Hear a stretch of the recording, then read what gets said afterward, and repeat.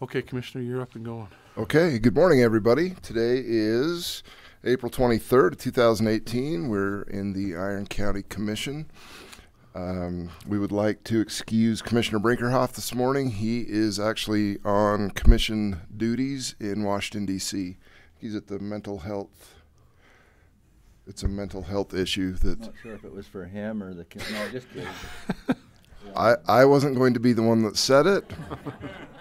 We're actually ahead of schedule now because it usually takes him several more minutes to fight with his technology, so... Anybody that would get involved in politics needs their head checked. That's true. That's a fair point. No offense to anybody.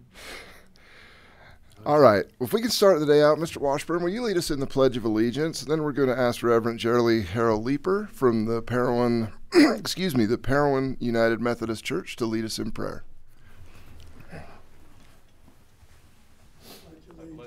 To the flag of the United States of America and to the republic for which it stands, one nation, under God, indivisible, with liberty and justice for all.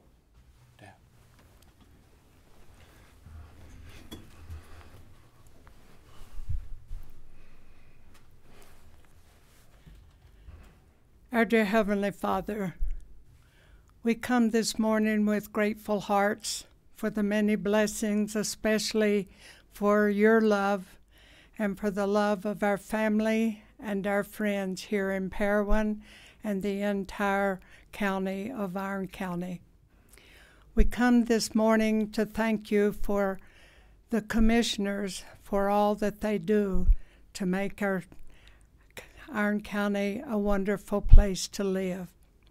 We're so grateful for all of the work that they do, and we pray for the agenda today that all will go well because we know that your will be done in every situation.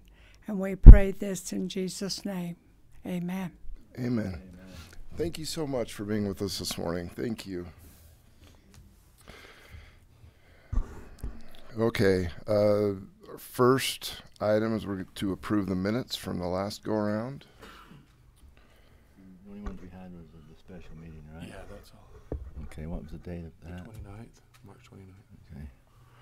I move approval of the minutes of our special meeting regarding the landfill or the collections increase on March 29th. I'll second that.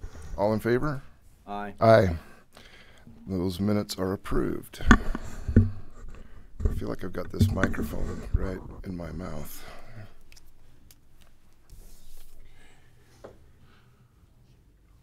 Was it the extension? What did we forget? Service contract.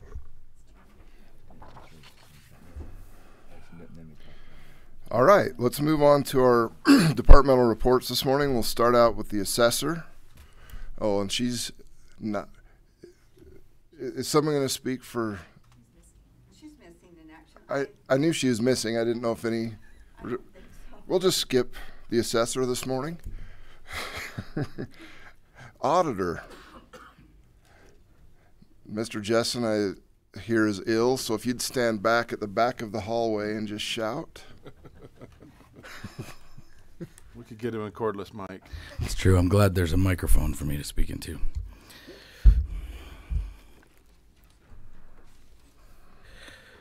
If, Did you bring sanitation? There is sanitation right by the elevator. I believe I'm past the point of contagiousness. I sure hope so. I wouldn't wish this on my enemies.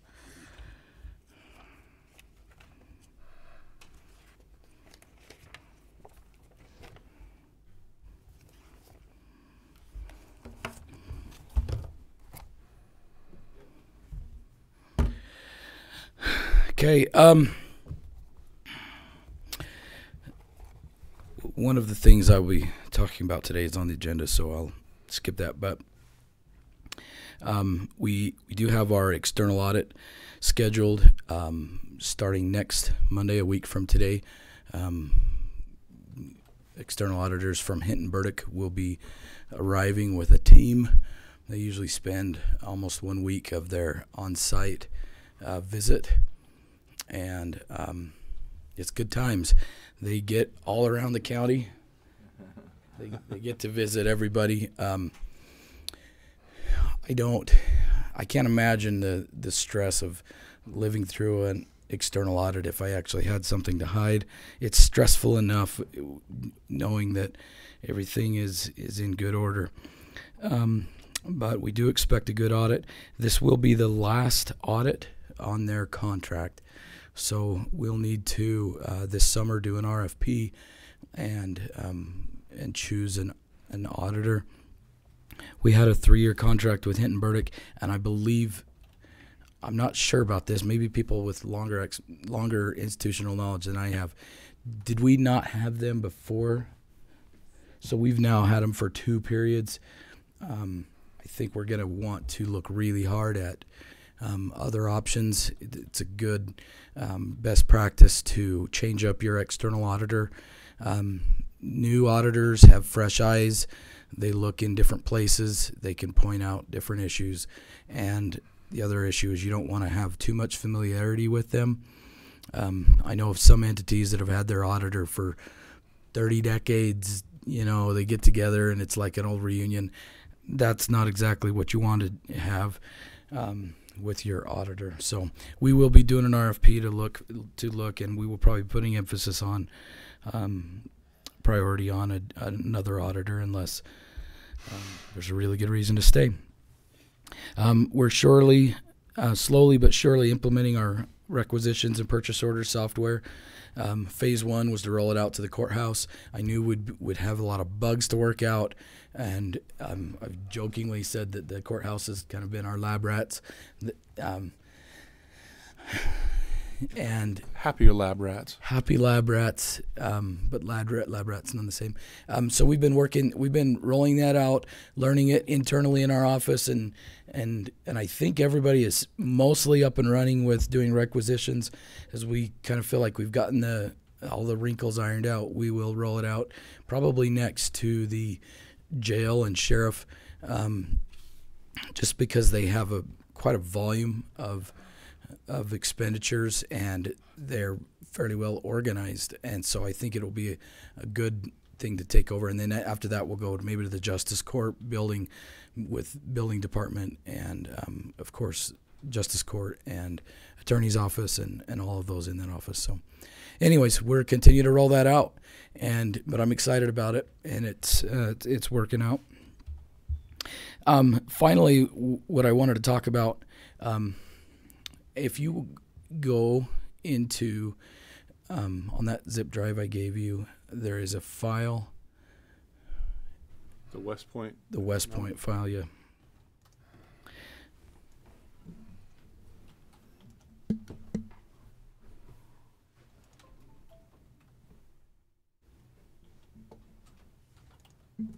Everybody see? Should I move that one out too? Leave it.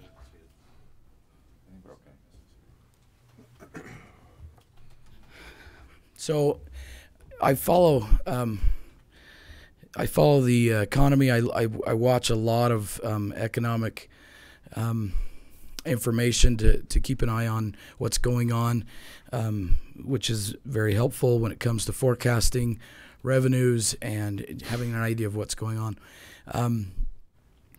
This last week I was at a conference, the Utah Government Finance Officers Association, and Robert Spendlove, who is Zions Bank chief economist, he comes to. I've now been to a couple of presentations that he's done. They're really good. He tailors them to. He goes and does presentations all around, but the ones that he does for us, he really tailors to local government and things that are going to affect us. And there were a few things. I mean, I could go for an hour in this presentation. I'm not going to do that. But there was a few things that I thought were very insightful, things that I've been preaching for a little bit, and B, the light bulb went off for me in the middle of his presentation. And I think there's some information that shines some light or spreads some light on a topic that we're debating right this very second. So that's why I wanted to get into it. So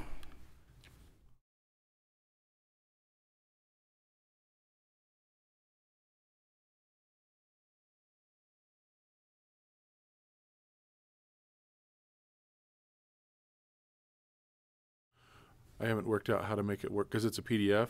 Right. Yeah. Yeah, it's not a PowerPoint. So economy as a whole is not a huge. Again, I really don't want to get into all of that, but as you all know, we've had strong growth. Specifically, the economy was treading water. You'll notice there was an inflection point there, October 30th, 2016. Does anybody know what happened the day after that?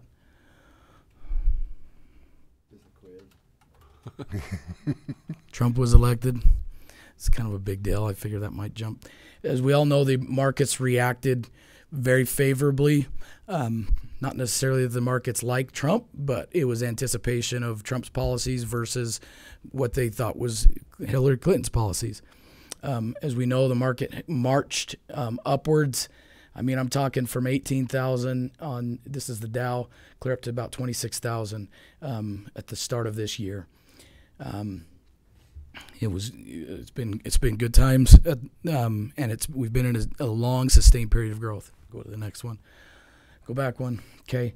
As John knows, we talk about this stuff all the time. I'm anticipating a bear market. I know I watch and read lots of articles. Most everybody in the industry will tell you that there is a pullback coming, whether you want to call it a bear market, whether you want to call it a slowdown, a correction.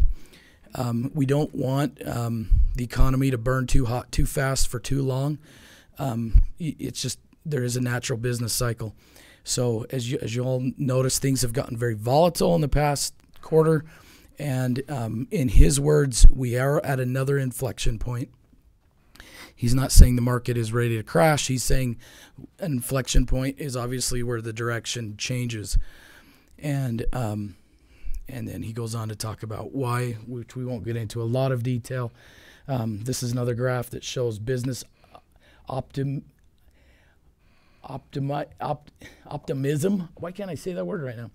Business optimism boomed. This correlates perfectly with what the information we just talked about. Go ahead, John. Consumer confidence, when it goes above 110, it indicates that we're in a period of economic prosperity. You'll notice the graph coincides exactly with that date. Go ahead, John. Tax reform was one of the big things that went through. This is actually something I think it's a mixed bag. There's a lot of really good things in the tax reform. The concerning things, obviously, is that the Congressional Budget Office projected around $1.5 trillion impact in increasing the deficit. We're at all-time highs. After a period of a sustained economic boom, you would think that we would want to have a shrunk deficit. There's just not the ability to for the Fed to use some of the tools that they used to avoid the crash in 2008 and 9. As we know, there was the Great Recession, but it was grossly mitigated by all of the tools that the Fed, historically new tools that they used to infuse money and to basically stop the free fall. We don't have that power to do that if we are in debt up to our eyeballs, and we're getting there, and it's even worse. 1.5 trillion, by the way, that's assuming that the tax cuts for the individuals sunset in 2025. If the Republicans are still in power, they intend to extend those tax cuts. And if they do, then that projected number goes. The total impact will be about 3.3 trillion, not 1.5. So, tax cuts are, in my opinion, a good thing, but we have to pay for them. I would like to see us pay for them with cuts rather than increased spending. But so that's a factor, and which I'll bring up later. John, go ahead. We got to speed up. Economic growth remains strong, but it has slowed. That's a very complex graph we could spend a lot of time on. Job indicators, and this is kind of what I'm getting to on jobs. Go ahead to the next one. We're in a sustained period, 89 straight months of job growth, which is the third longest in U.S. history. If it maintains into May, it will become the second longest in U.S. history. That's incredible. Which we're slowly getting to the point. We're in the third longest duration of economic expansions. The highest one was in March of 1991, went for 120 months. February 1961 went for 106 months, and as of these data, we were at 102 months of economic growth. Economic growth rates trending down, meaning we're growing at a less and less rate, which you can only maintain that for so long. You know, there's a saturation level depending on your population. So go ahead. This is where the growth has come in the last year. This is the sectors of the economy where they've seen the most job growth. Go ahead to the next one. And these are the total job changes in those same sectors. Instead of a percentage, it's total job changes. Go ahead to the next one. Okay, this is what I wanted to get to. Believe it or not, the government and the economists and there's a target unemployment rate that is not zero. This is not well known. You'd think that you'd want that to be zero. We don't want anybody unemployed. That's actually not the case. There's a healthy number of unemployment, a healthy percentage. That target rate is 5%. When you drop below 5%, we are in what we call a job. We are in a labor shortage.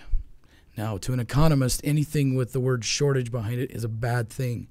The laws of supply and demand, as we know, shortages force prices up, right? The shortage of supply will force prices up. We are sitting at 4.1% as fit in February. Now, that's a nationwide stat, and there's a bunch of Utah numbers which we'll get to. For comparison, Utah is at 3.1%. Iron County is at 3.5% for the same time period. What that means is we have a lower degree of unemployment than is desirable, which means that there's not as many people looking for jobs that are available. You see kind of where I'm going with this. Okay, John, you want to go ahead? Labor force participation is shrinking. You'll notice this is from 2000 to 2018. These are people that are wanting to work, and it's dropped considerably. Can anybody think of why we have a declining labor force participation? These are people that want to work but are not working. They've just gone way down. People that go out of the labor market on their own for whatever reason. So people leave the labor market either because they get tired of looking for a job or they retire.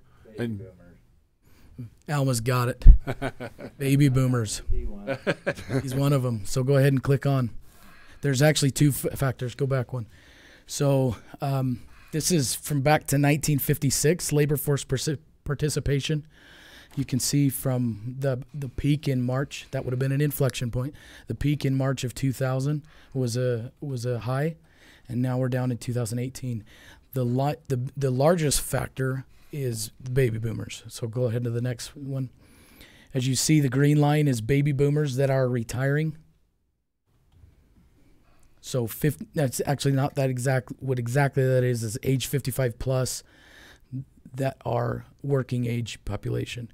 So baby boomers are hitting retirement age, and the U.S. participation rate drops. You see that those are almost directly correlated in an inverse relationship. Baby boomers are retiring. We know that's expecting. Of course, they're also working longer, but still, we know that's going to impact it. The other factor, go to the next one. Teenage workforce is declined. Back in the day, most teens used to work, right? You get a job and you'd work. Either it was on the farm or you'd go get a job at McDonald's. The teenagers today are not working early. Millennials are taking their time to get into the workforce. They're taking their time to get driver's license. They're taking their time to do many of these things that we would call adult things. In fact, in his next graph, they're slower to start drinking. They're slower to start driving. They're slower to go to work. All of these things that you can measure. I'm not saying anything about that, good or bad. I'm just saying it's a fact. Okay, go to the next one, John. That's this. These are teenage. Blue has a driver's license. Yellow, dating. Red is tried alcohol, and orange is worked for pay. He's from 1976 to 2016. That's high school seniors that are engaged in those activities. Go to the next one before we don't want to get into a big moral debate because we can go round and round and around. One of the biggest reasons driving that is teenagers do not have to work. Our standard of living, this was back in the 20s? Is that what it says? I can't see, John. 1820s. Extreme poverty was 94% of America. Now, those living in extreme poverty is 9.6. Like, literally, teenagers needed to work to sustain the family back in the day. It was if you were able-bodied, you were working, and that has fallen off. That's one of the big things. Obviously, we know there's many things impacting millennials and why they do what they do. We won't get into that. Go to the next one. Let's hurry on. Okay, so fewer unemployed workers per job opening. This goes right back to that unemployment number, but right now they have a number and it's called 1.1. So 1.1 unemployed workers per job opening. This gets back to, I guess, the whole reason I wanted to bring this up and talk about it. A refresher in the economy and where we're headed. B, as you know, we have a labor shortage in Iron County, specifically with law enforcement, and we've been talking about this. There's an interesting thing that happens with government employees and government work as under the topic of opportunity costs. Without getting into a lot of explanation of what an opportunity cost is, it's what things are you giving up to do what you're currently doing. So when wages are rising, when there's a lot of options, being a police officer and getting shot at every day and dealing with the shifting work schedules, the stress of the job. Commissioner Blake could tell us about the numbers of suicide and heart attacks and so forth that correlates with police officers that have been on duty, that have been on the force for a long time.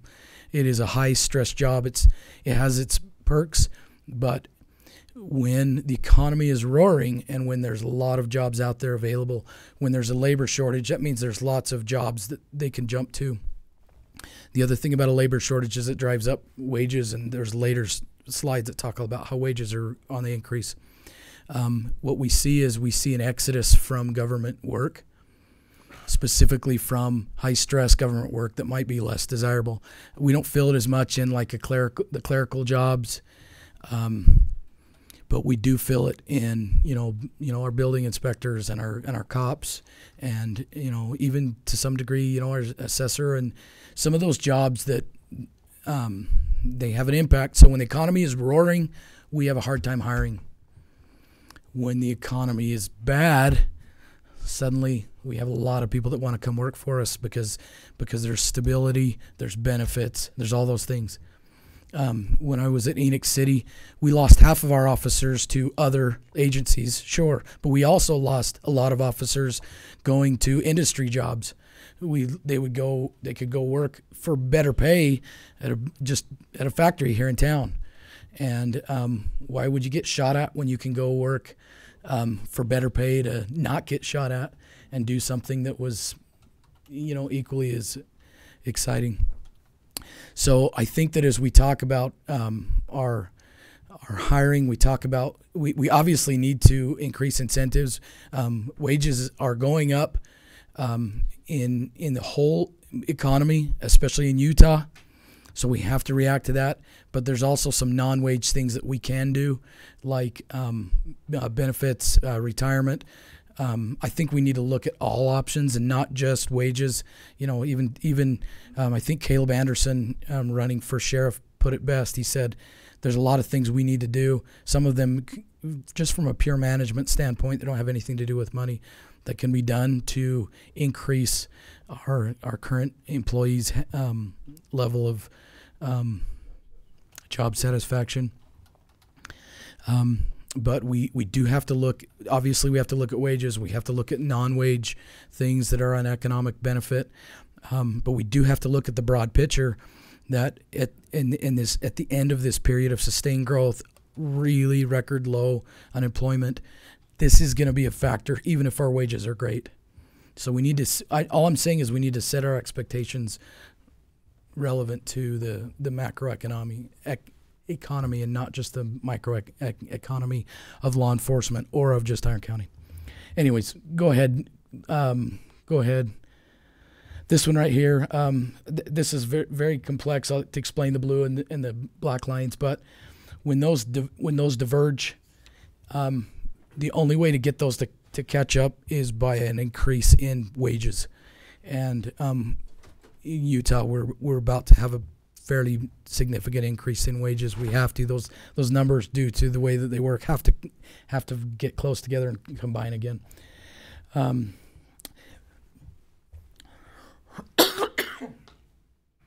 Back to the economy, the Fed's target inflation rate is 2%.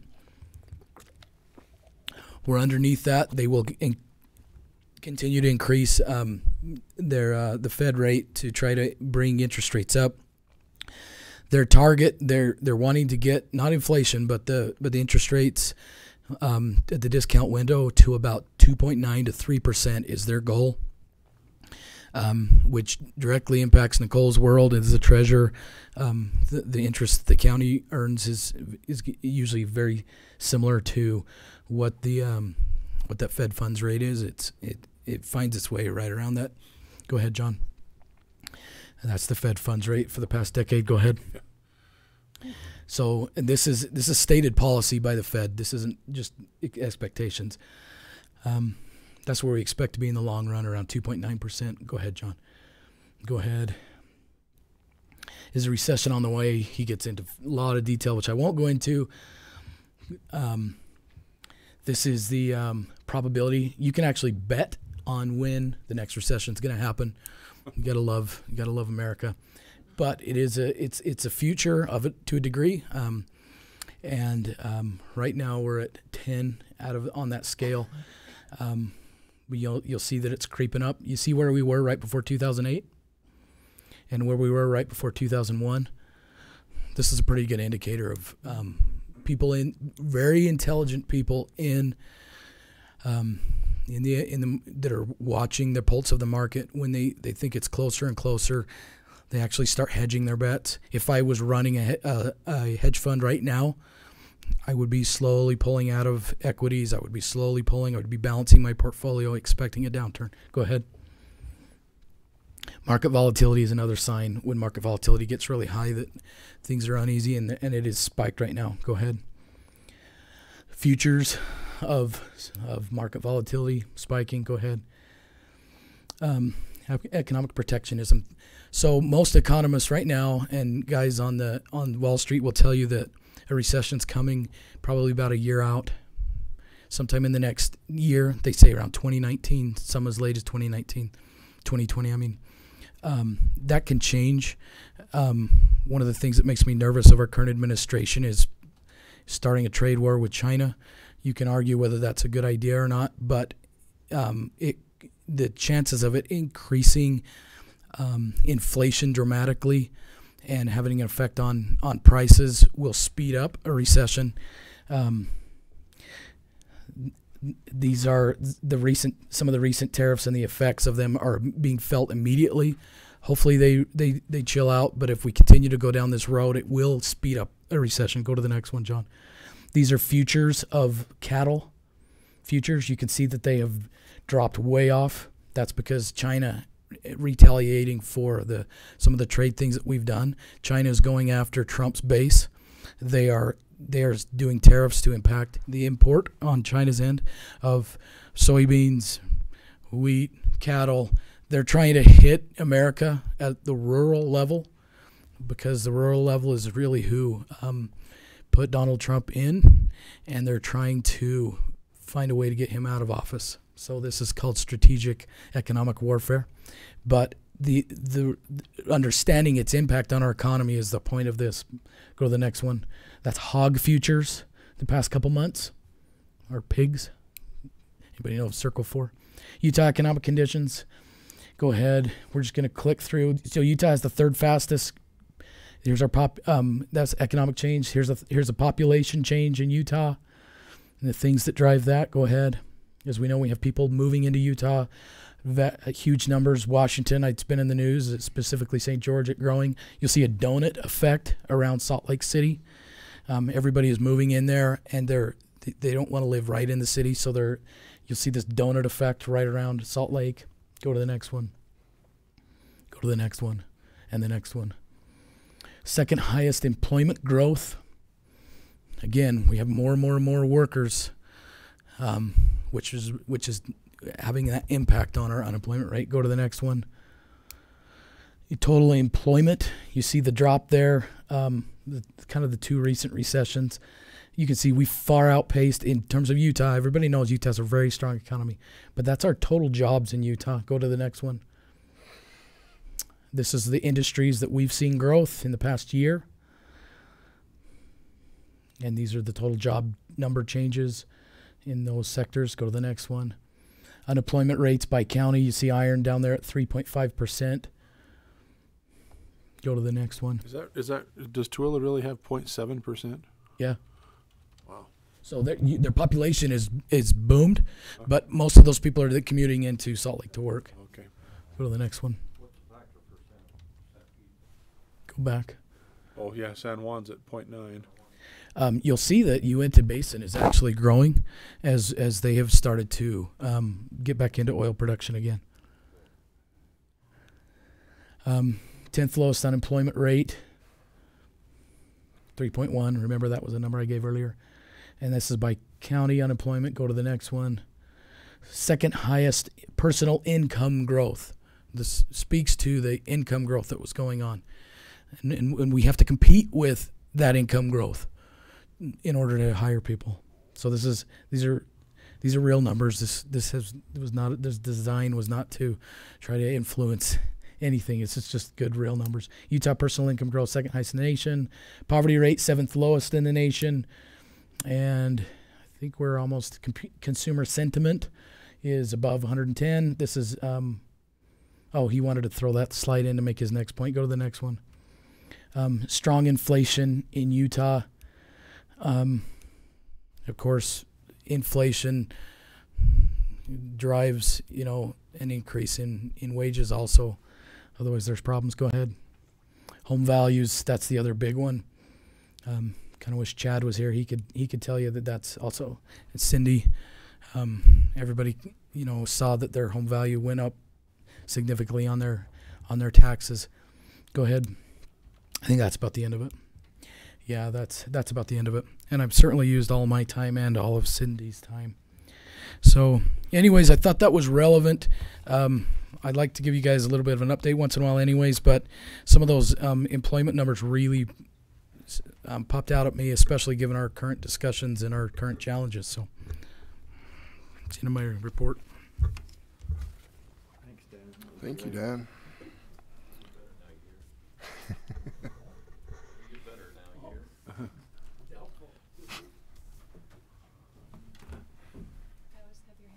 Thank you.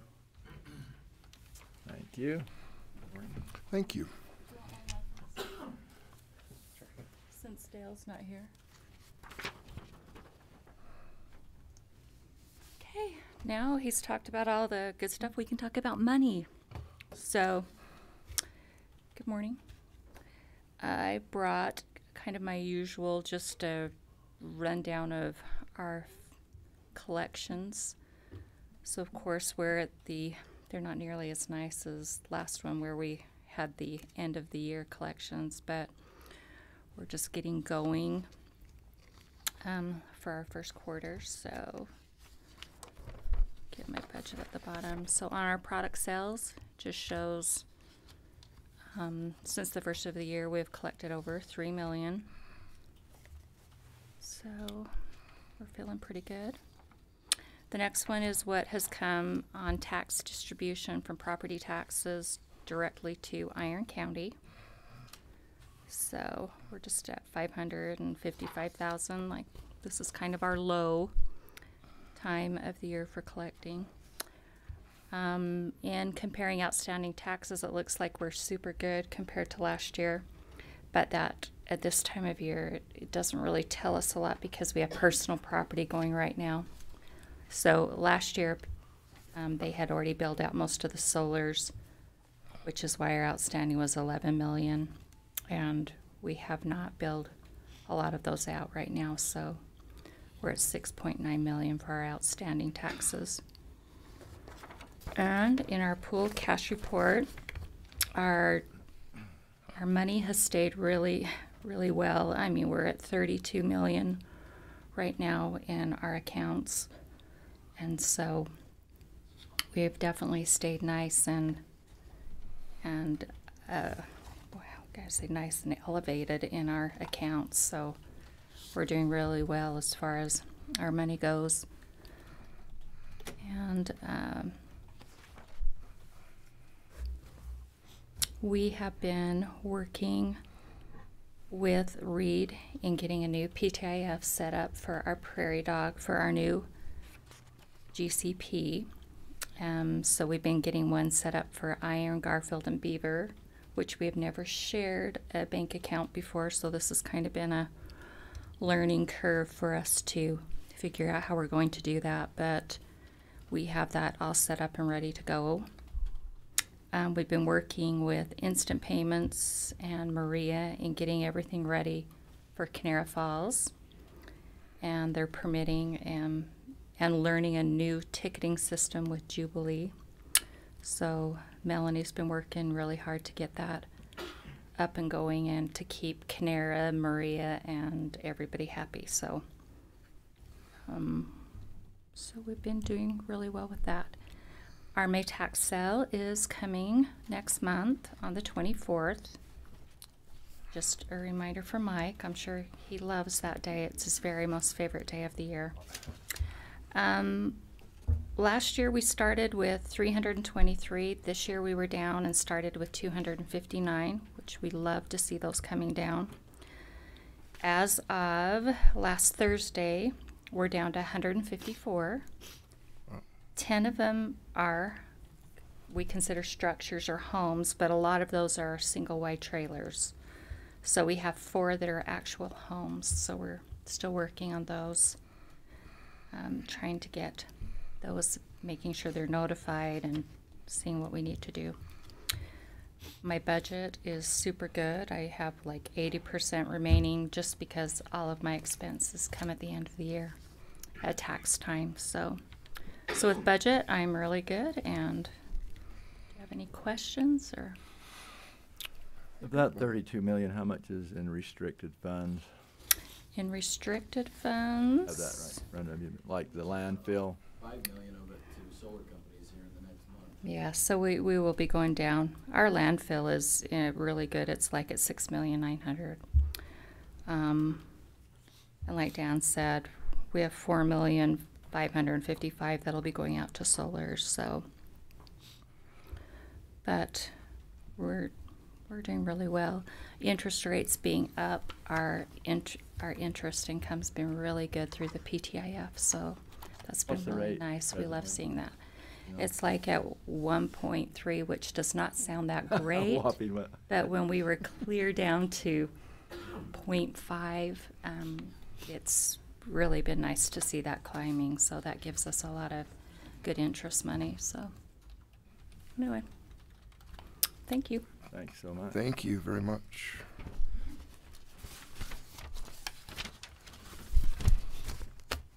Well, how do you compete with Dano?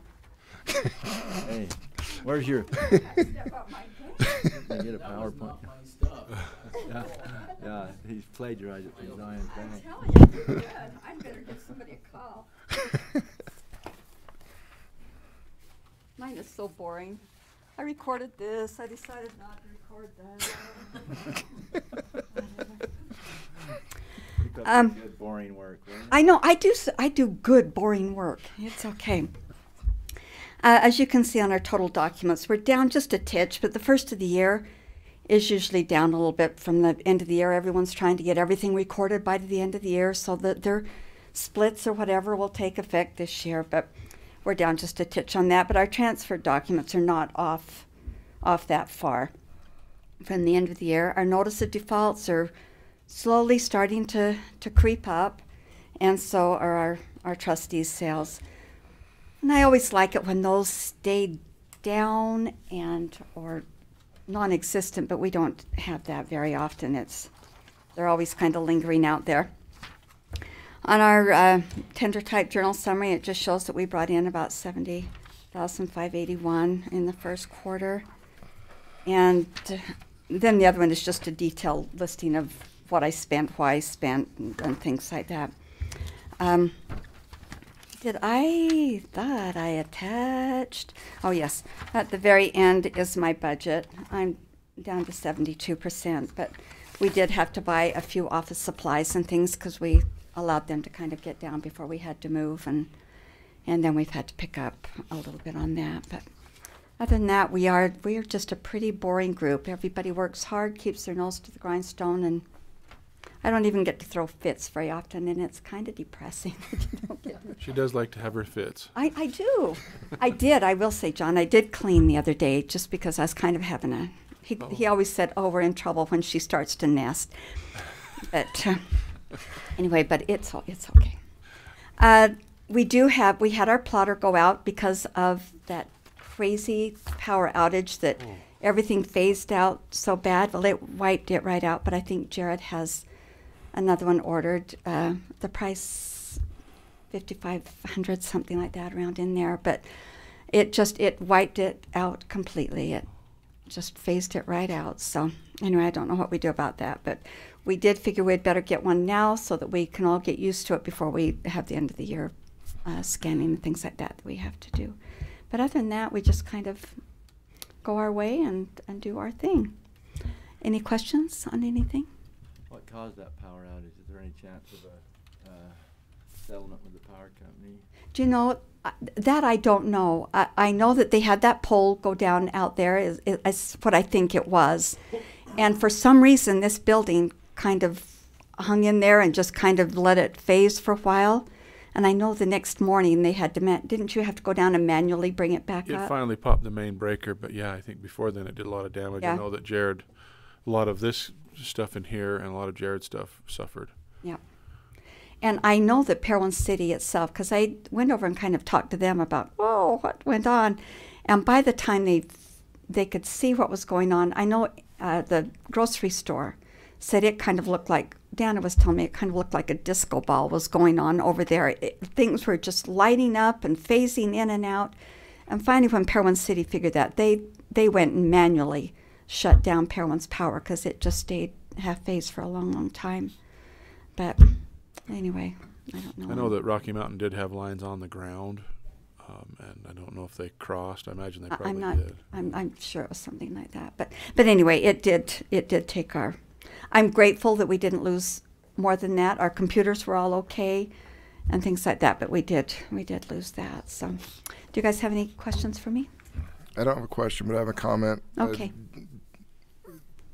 I've been working on this economic development project with our economic development committee. I came over the other day to get some maps and ownership stuff from Dana from your office, which was awesome. The next day I got checking my emails, and Dana had forgotten to give me some of the information, and she emailed it to me the next day. I didn't even realize that I was missing it, and I thank her very much. Yeah. And They're good people. I will also stop by and thank her personally, but I didn't even know I was missing it. So. Wow. They're good. It's awesome. They're a good group. Anyway. All right. Thank you. Thank you. Cindy, we excused you. I'm on my way to St. George. So if you want me to, I can give you, or I can do it during public comments because I can be under 2 minutes. Oh, we've got time. We are getting to our crazy busy time. Statutory deadline for assessment roll being done is May 22nd. So we are in the throes of crazy. Greenbelt applications are all due again statutorily by May 1st. We have started a Greenbelt audit. We're probably, a third of the way through the county. We're finding mistakes aren't necessarily, I wouldn't describe it as mistakes, but technically if you're in Greenbelt, you're supposed to let us know if anything changes. And people don't realize that if an owner dies, that is a change. If they used to have grazing and now they've put a pivot on, that's a change. Even if they have a change in lessee, they're supposed to let us know, and they don't, and they call sometimes and go, well, nothing's changed. And I'm like, well, your lessee, I know personally, and I know he's passed away like 10 years ago, so something has to have changed. So it's just trying to figure out how to educate our farmers and ranchers a little better so that they understand. And we don't do it to be mean, we just have to have correct records. So we are cleaning up some things that needed to be cleaned up. The state kind of told us that if we didn't do an audit, they would do it, so we are doing it. We have a job out there that we are recruiting for. It's been out for about 6 or 7 weeks. We have no qualified applicants. So you'll hear from me a presentation next commission meeting about, I don't know what. I don't know. Whenever the industry is good and people are building and there's a lot of turnover in the market, appraisers make much more in the private fee world than they can in our office, so it becomes hard. I reached out to a number of county assessors that I knew had been recruiting, and they're having the same problems. So we need to look at the wage, and we can't just necessarily say, well, we can't look at this county because we're just having a really hard time filling those. And unlike the sheriff's office, it is not ever going to be as popular. You can't say that I save lives. And there's a perception that all I'm doing is out there trying to collect taxes and take advantage of people. But we have to have the resources to be able to do the job that we have to do. So I don't know what we're going to do. Anne is retiring sometime in June. She hasn't given me an exact date, but pretty much as soon as we're done with the assessment roll. And that will mean within the last 2 years I will have lost 63 years of experience in my office. And you just can't replace that, but you definitely can't replace it at a minimum wage with no experience. So you'll hear again about that. Other than that, things are really good in the assessor's office. We do have really good people. Everyone that's there is doing a fantastic job. We just have a fairly young staff, so it's a learning curve trying to get everybody up. I have been meeting with a group of assessors, a taxpayers group, a couple of other people, after a bill that McKay sponsored did not pass.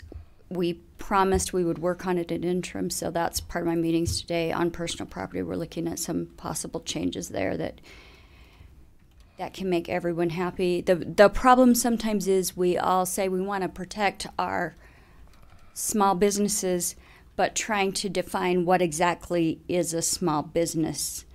Because the way personal property works with the assets, a small business might mean assets of less than, I don't know, a number that's been thrown around, $50,000. But if you're a guy that's retired and just bought a backhoe because he wants to go dig ponds on the mountain, he's going to be over $50,000.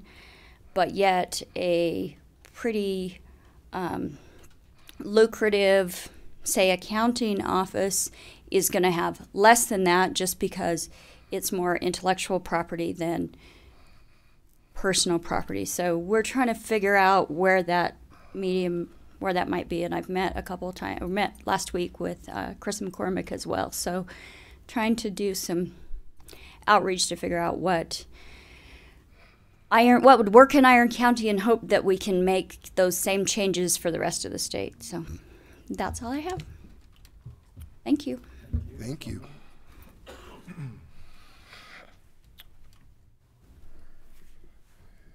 Commissioner Adams, do you have anything? Just one thing, bad news. We had a theft at the road department in the last, since the last meeting. 3 pieces of machinery were broken into, radios and batteries stolen out of them. So, druggies. I shouldn't assume things, but anyway, so of course that's been sent into USIP for a claim, but we hate to see those kind of things happening. And I just want you to know that our weed board is very well organized, and we have a great staff, and which some of our road department people help with that on after hours and on weekends. So, because we were having a problem with keeping seasonals. Anyway, and we're on top of it. We have an excellent weed board. I just want everybody to know that. And if you have any weeds that are a problem to you, let us know, because we don't always find every weed, but we're working hard on the noxious weeds, and the drought is helping with the weed situation. But we hope we get more moisture. So anyway, that's all I have. Thank you. I just had a couple of different things this week. When I've met with the Chamber of Commerce a couple different times, trying to determine some maybe more efficient ways to fundraise with the Chamber of Commerce. But they've also started kind of a cool thing every month, is just a brainstorming breakfast. It's the third Friday of every month at the Pastry Pub at 7 a.m. There were about, there was probably 8 or 9 people in attendance, and it was nice just to sit around and kind of throw ideas back and forth and get to know some of our local business people. I would encourage anybody who wanted to attend that. It's really a beneficial thing. And just to report on, the sheriff brought up in the last commission meeting the staffing issues and the wage issues. He and I have been actively working on that. We plan, Adrian, we've not met with Adrian yet, but we're trying to figure out a time this week where we can all 3 get together and just start looking at that. But not only the sheriff's office, but countywide, kind of look at some of the options that we have there. That has been about it this last week.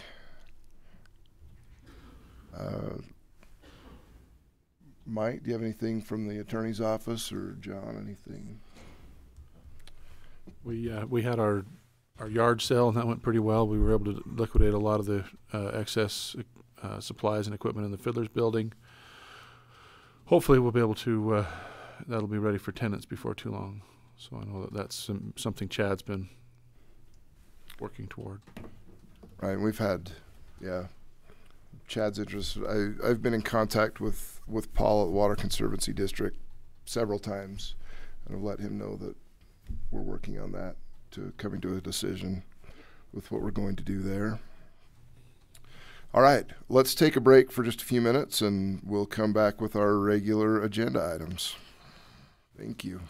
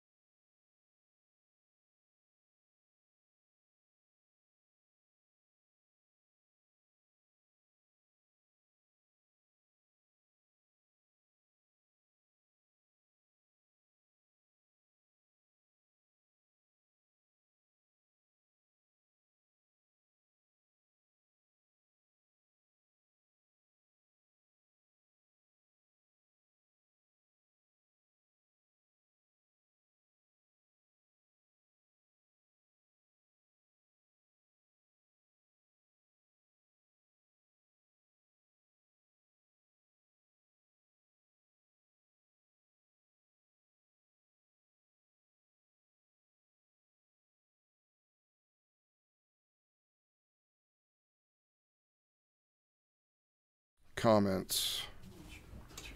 Getting up for public comment. Well, my name's Bill Pressgrove, or William Pressgrove, and I have an observation that needs to be brought before you. In our zoning district purposes, under RA 20, it says the purpose, or the primary purpose for requiring large minimum lots of not less than 20 acres is to discourage small lot subdivisions where public facilities such as central sewage disposal, parks, playgrounds, and government services such as police and fire protection are not as readily available or could not reasonably be made available. Okay, that's a pretty succinct description.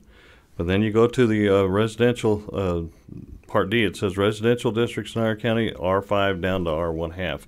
It says are formulated to provide single-family housing choices to meet the needs of Iron County residents, to offer a balanced housing types and densities, and to preserve and provide safe and convenient places to live.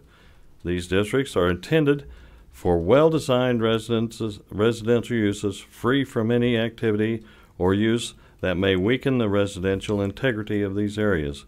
Generally, residential districts shall be located where adequate public services and facilities are available to meet the needs of the residents.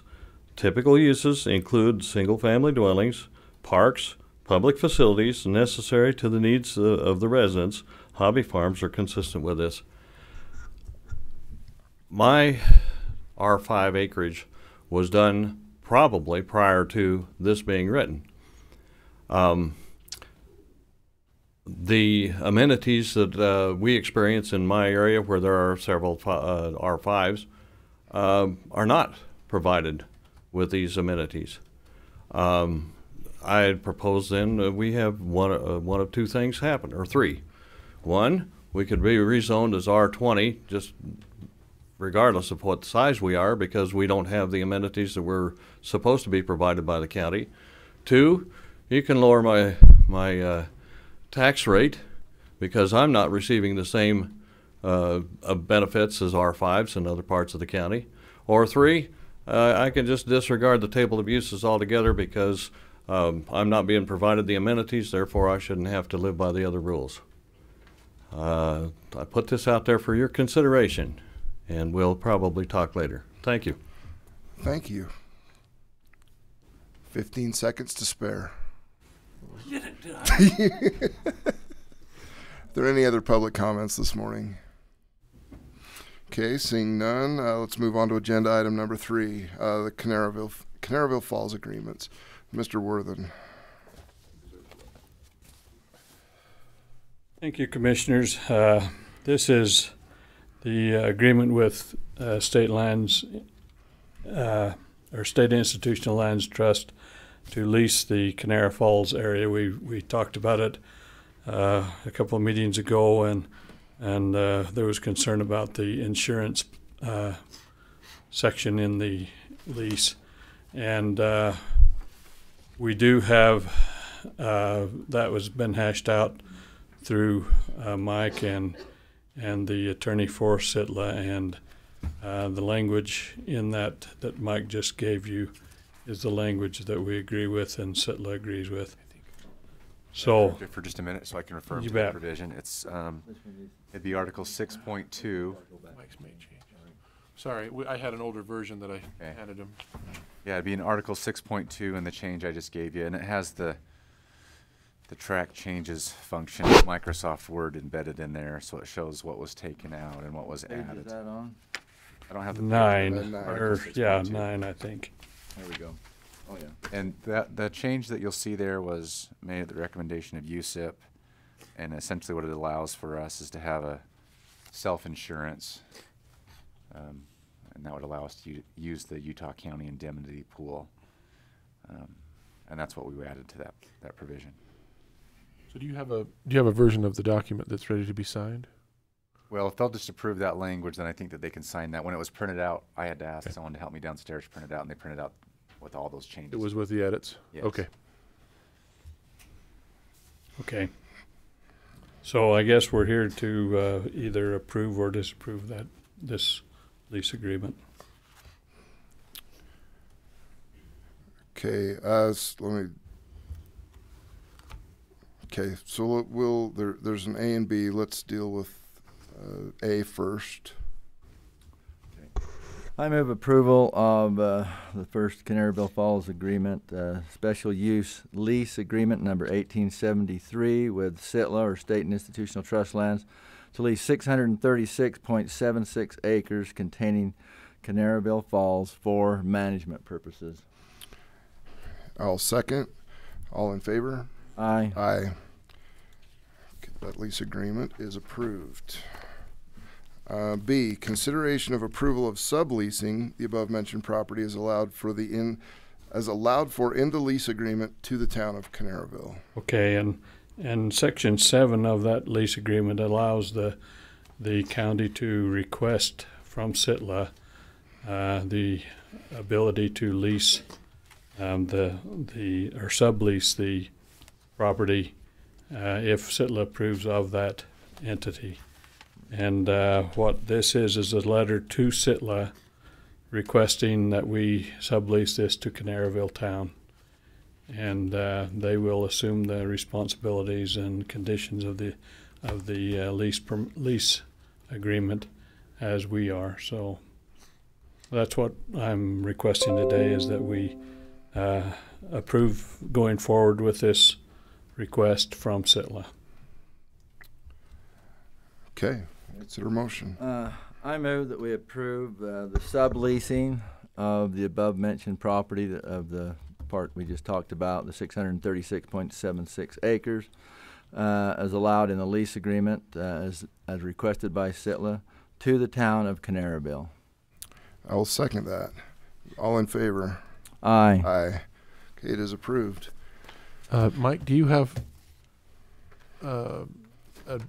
a contract or anything to sign on that sublease, or do we need to work one up? What we're signing today is, I think, a letter from the commission to Sitla asking them to authorize the sublease to Canaryville. Okay. And then once if Sitla agrees to the sublease entity, then we will enter into an interlocal agreement with the town of Canaryville to execute that sublease. Okay. John. I just want to take a minute to thank you, Mr. Worthen, and everyone else who's worked on this project. This has been weeks and months worth of meetings and talks, and I think it's been a great example of working our interlocal governments with the county, with Canaryville Town, with BLM, with Sitla, whoever else is at the table. I know our meetings started out with about 5 people at the table, and the last one had probably 25 people at the table. So we've really had a great cooperation when it came to this. I think, initially Canaryville Town was worried about their water supply and basically their way of life, and I think that we've come up with a solution to that hopefully everybody's happy with and we can all work with. So just thank you for all your time and effort. You've really championed this. Thank you. And just for your information, we are planning to move ahead with the lease agreement and institute the permit fees for hiking the Canara Canyon 1st of May. And so Maria Twitchell has been working on a press release that will go out probably in the next day or two, or after we have our meeting this coming Wednesday, and kind of let the people know, hey, when you come up here, bring your wallet. So hopefully that will lower the number of visitors we have and the environmental concerns and the water concerns that are there. Right. And as much as we don't necessarily want to turn that into a paying venture, we really needed to do something to protect that, protect that watershed and maintain that for Canaryville. So I hope that this will be a long-term solution. Yeah, we won't have to be more restrictive. So, thank you, Mike. I didn't think we'd get this done by May 1st, so you've done a marvelous job with that. And that'll be good to have that go forward.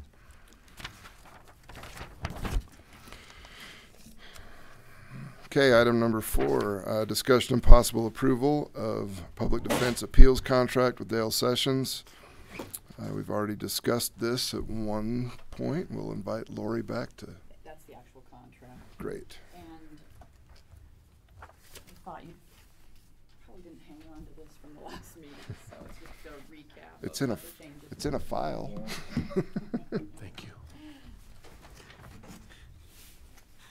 So you have before you Dale Sessions' contract with the revisions, and in addition to the date revisions, the biggest change being that under Section 4 payment, guilty pleas appeals that arise from a guilty plea would increase from $1,000 to $1,500 maximum.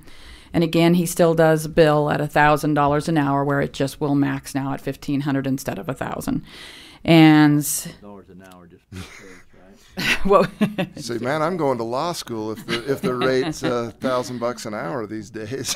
And then single day trials that result in an appeal, $2,500 maximum, with the big exception being the appeals in child welfare termination of parental rights cases, in which case Dale asked us to consider that $3,000 maximum would be the preference. There would be some changes to the procedure in the instances where the trial attorney, being Park Firm currently or Candace Reed, they will file the appeal and the petition. It would not be filed by the appeal worker, Mr. Sessions.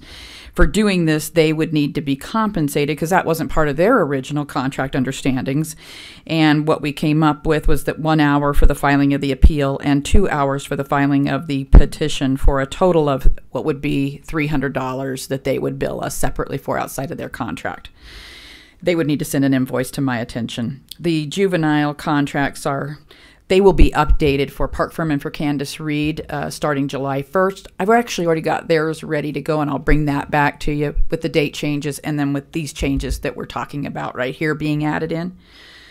And then the only other change will be that district court contracts with the appeals addendum, because I think you remember over a year ago we signed these appeal addendums, and now we're incorporating them into these contracts. So that was the other portion that the appeal addendum is now not separate from Mr. Sessions. It's now incorporated into the final section, which is Section 7 for his contract. For the other contracts for all other public defenders, that addendum will now be Section 8 as we move forward on their contracts. So if you want to review that, if you need time, I can either wait or you let me know. The only other matter that we wanted to discuss that I'd brought you before you last time I was here was the conflict cases. So that's when we have to go out. Let's wait and do the. You got it. Item number 4 first. Perfect. Finish that. If that's okay. Yes. Oh, that's fine. Exactly. One question I had, this says possible approval of public defense appeals contract with Dale Sessions, which we have at the top, but do these others all apply to him, or they? The only thing that applies to him is what's written here. So this Section 4.2, that's revised on his contract. So 4.1, what you would be signing today would have the 4.1 revised to 1,500 maximum. Okay. It will say 2,500 remains for a single day trial, with the exception being now 4.2. Okay, I've got. I guess my confusion was that Park Firm and Candace Reed are coming in, but that's still involved. Well, I kind of have to explain that to you because it's because of what, I don't know if I lost reception here, but what was happening was they didn't realize that they needed to file the appeal and the petition. And so we ran into a case recently in which Dale was like, based on his knowledge of appeals, which is vast, that no, he's not going to file the appeal and petition. So we needed there to be clear language for him to be comfortable with this contract, that somebody else was, that part of it is all under the umbrella of the changes for Dale Sessions. Correct. That's my question. Okay. Right. I'm good. And so and what I really just tried to do was prepare you a little explanation of where it all came from. Good. And so the original the original public defender is the one that files the appeal. Correct. And then once that appeal is filed, Mr. Sessions takes over as the appellate attorney. Right. Okay. Got it. We're all on the same page. Cool. Yeah, I would entertain a motion. I don't have any other questions. Okay. I move approval of the public defense appeals contract with Dale Sessions. 4.1 guilty plea appeal rises to $1,500 maximum from $1,000 maximum. The other change is appeals involving child welfare, termination of parental rights, single day trial appeal is now $3,000 maximum. And in these instances, the trial attorney, Park firm, or Candace Reed will file the appeal and the petition. And for doing this, they will be compensated $100 per hour, 1 hour for the filing of the appeal, 2 hours for the filing of the petition, for a total of $300. And that's my motion. And then the final matter, just so you include it, is that now the appeal addendum is incorporated in his contract. They're no longer two separate contracts. Okay. So And Section 7 is an addition to his contract. Okay. With the appeals. Okay, and the appeal addendum is now part of his contract. Thank you. Okay. I will second the motion. All in favor? Aye. It is approved. Thank you. Thank you. I appreciate that. Agenda item number 5. And so this is is this the actual That's the contract, contract, that so needs to be signed? Right. Right. Okay. Is there more than one signature place? Just one for you. Sometimes I miss one, so just. That's it. Okay. And then I think the back page show you that it's already been approved Yeah. before, and Mr. Sessions has signed. Great.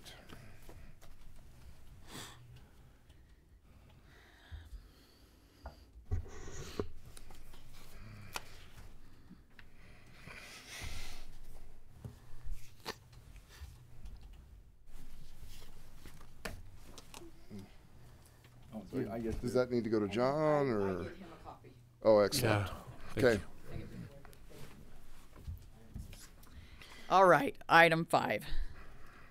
The other matter that we had discussed a few weeks ago was the fact that we wanted to increase the amounts for conflict cases in the instance where it results in where it's a first-degree felony, where it's coming as a matter of a first-degree felony. This was a result of the sting operation in Paraguna recently, where we had to enlist the help of additional public defenders outside of our contracts.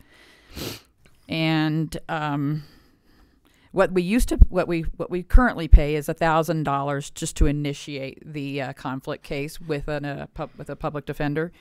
And what we're asking is that if it is the result of a first-degree felony, that we increase that to $1,500. And then we would ask that instead of $1,500 additional, if it goes to trial, that there be an additional $2,500 if that public defender sees it through to trial. And if I'm not mistaken, that's an additional $1,500 total that public defense would cost in a conflict case where there was a first-degree felony. Yes. 25, yeah. And I think that's reasonable. And I had this form, which is there, part of your packet. And so what I would be doing is, if someone outside of our contracts agreed to handle a matter for us, this would kind of be their understanding of the arrangement of the agreement, and I would send that to them so that they would know where to file and what the fees were that they would be filing for. Okay. Okay, I move approval of the conflict case form and approval of the amounts for the first-degree felony offenses. It would go from $1,000 to $1,500, and for cases that went to trial, from $1,500 to $2,500, for a total of $1,500 increases. Okay. I'll second that. All in favor? Aye. Aye. It is approved. Thank you, gentlemen. I appreciate your time. Thank you. Yeah. Okay, discussion and possible approval for the Newcastle Fire Department wireless communication facility and lease agreement. Mr. Yaney? I'd like to wait just a second until Mike Edwards comes back. Oh, excellent. We need to wait for him. So do we know where? Item if you want to or whatever. Oh, he's right there. Oh, there he is. He heard his name. We were talking about him. His ears burned a little bit. He's back now.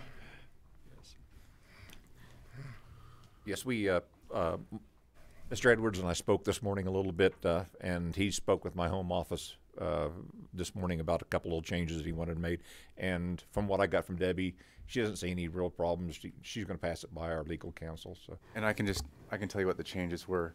There was a provision, and I think that the provision's designed and the language is used specifically when they're renting or leasing property from just a private landowner. It talked about that the property owner would cooperate and do whatever was necessary to allow them to obtain whatever government approvals they need for that land use. Well, we're the body that would be approving or not approving of that land use. This is the body, well, at least there would be a county body, the Planning Commission, that would approve a conditional use permit and whatnot. And I felt awkward in a lease agreement agreeing that we would authorize land use permits. And I don't think that's what it was intended for. I think, like I said, it was for a private landowner to agree to cooperate through that process. And so I just suggested some changes to that language. I need to apologize to Mr. Yaney. He'd left me some messages, but he was on my jury pool for a jury trial I had last week, so I did not feel appropriate to call him back. Exactly. I thought, well, what did I business. do wrong? So I was giving him the cold shoulder because I didn't feel like I should call him. But he ultimately wasn't on the jury. But anyway, so he's been very patient and waiting for me. But anyway, that was part of the reason why I couldn't get back to him. Okay, so where are we for today? So I have an email back from Debbie, and I don't know how to say her last name. DePalme? DePalme. DePalme, okay. And she says she's forwarded on to some of their legal individuals, and they're going to get on that. As soon as we get their approval back, I'm fine proceeding. It's up to you guys to say if you want to proceed with the deal as is, as far as how much it is and what they're authorizing. I mean, that's a decision that you guys can make. But as far as from a legal review, I don't have any other concerns at that point. So if we approve today, based on the changes that are coming, you'd be fine? That's fine with me. Then you won't have to come back a fourth time? That's okay. Okay. I move that we approve the Newcastle Fire Department wireless communication facility land lease agreement with IntelliSites as amended, and the amendments are to come, but we will approve that today. Question. Is there a legal description as to where this is located? You don't need to read it. I just want to know if there is one somewhere. Yes. Yes, it's in the contract. It's in the agreement. And just so all the parties know and understand that the cell tower itself will be taxable as personal property, even though it sits on government property. Yes. Mm-hmm. We've done that before in other municipalities and stuff. So. Great. Okay, motion stands. I will second the motion. All in favor? Aye. Aye. The motion is approved. Okay. Thank you for your patience. Yeah, no problem. Continued presence. So before we go to the next one, Mr. Chairman, I forgot to tell you this morning that there may be some fire alarms go off. We are in test mode, but we are working on fire alarms. We don't need to evacuate then? And this is actually, maybe I'll run out and find Mr. Yaney again. This is a copy of the revised agreement with the changes in it. Okay. Thank you, Mike. I'll run out the door and try and find it. Okay.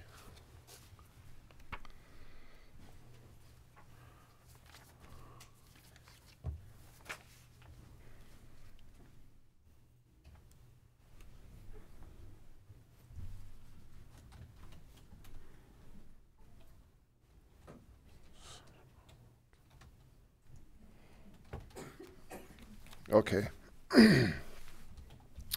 I will move on to number 7. Possible approval of road project agreement between Iron County and the USDA Forest Service, Dixie National Forest for the Brian Head Fire Bridge and road work.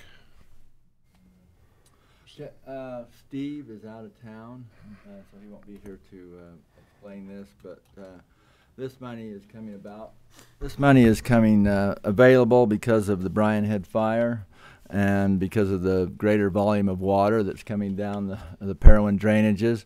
And so they're giving us $700,000 to replace the bridge there where you leave Highway 143.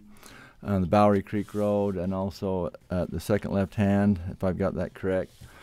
And our match is $24,000 in engineering, and I think it's, well, I've got it here, 60-something thousand in equipment, if I'm correct. Anyway, it's something that we're tickled to be able to get. So I move approval of the road project agreement between Iron County and the USDA Forest Service for the Bryan Head Fire Bridge and road work. I'll second that. All in favor? Aye. Aye. That is approved. We do appreciate that. Hopefully mitigate some of our flooding. Yeah. Is that money going to run through our budget, and is this a bridge that we own? We do not own it. I will send you this copy of the agreement, because I'm not sure how that money. I read it this morning, but anyway, I'll get you all the information. Thank you. Does have your name on them? I know. Why has this got my name on it? Oh. Instead of the chairman. Yeah. Anyway, we just crossed through my name. So you can write your name on it, or John can fix it. Okay. Item number 8, possible approval of the 2018 annual operating plan and financial plan between Iron County Sheriff's Office and the USDA Forest Service, Dixie National Forest. Sheriff? That's the contract, I believe, in front of you. Let me have a look at it. This one?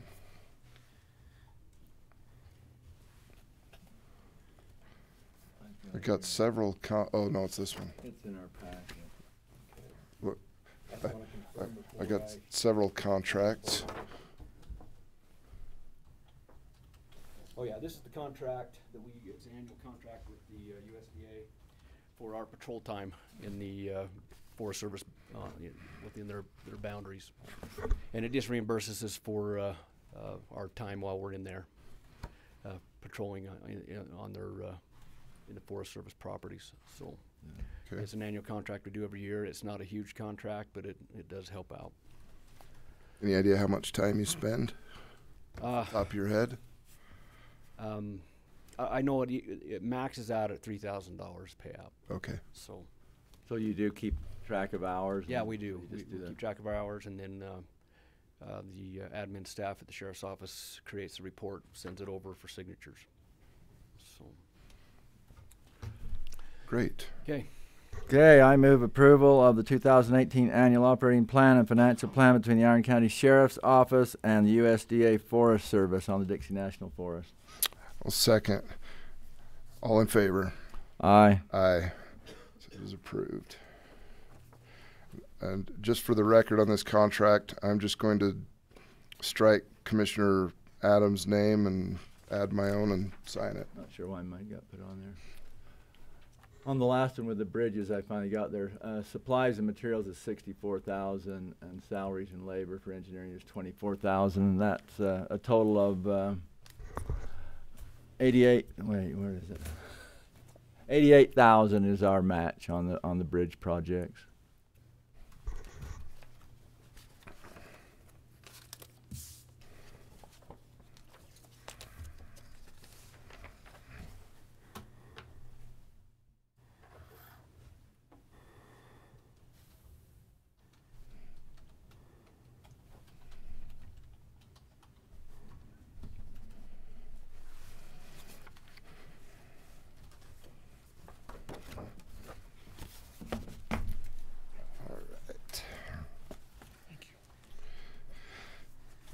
Okay, item number 9, discussion for possible further partnership with Southern Utah University Aviation, presented by Lieutenant Schlosser.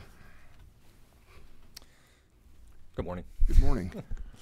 So in April 2015, the Sheriff's Office became partners with Upper Limit Aviation. We swore in 13 deputies at that point, and we're getting close to that number again. Back with SUU Aviation, who took over Upper Limit Aviation's activities here in Iron County. So since that time in 2015, SU Aviation has put in about 270 flight hours, 525 man hours, and that cost them approximately $525,000. That's their cost. Obviously, over the last several years, we've used them for multiple rescues and law enforcement activities throughout the county. Due to their availability is very quick. It's an hour and a half for the state helicopter to get here, and these guys are usually in the air within about 15 to 20 minutes after we call them. So SUU right now is leasing two Bell 206s. They're turbine helicopters, and the one that's up here on the screen today is what they would like to go to, which is a Bell 407 helicopter. So we met with them last week. This is something that just came up with them. They're looking to get out of the leasing program with the company that they have and purchase helicopters. The Bell 206 is a aircraft that they can purchase based on their budget. However, for law enforcement search and rescue purposes at the higher altitude, it becomes a little more difficult for them to fly in those areas. So is what they were looking for is to further partner with us being Iron County, and look at purchasing this Bell 407 helicopter. This is a 4-blade helicopter versus the 2-blade helicopter. It increases our lift capabilities and our weight, and along with that is also the ability to put in the night vision in this helicopter. Right now the night vision is in their smallest aircraft, the little 2-seaters, and this would obviously give us that ability at higher altitudes. And again, goes back to search and rescue at night, using the night vision that would people on the side of a mountain typically stand out. So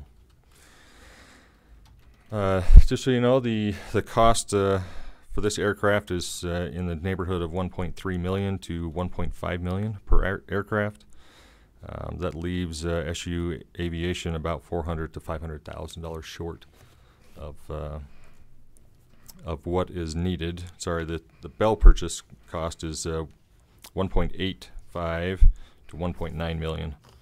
They have budgeted 1.3 to 1.5. If we choose to look at this proposal and go forward with them, they're basically looking to see if we're interested at this point. The good thing I would say is SU would retain ownership and all liabilities with the aircraft. There's no liability back to the county.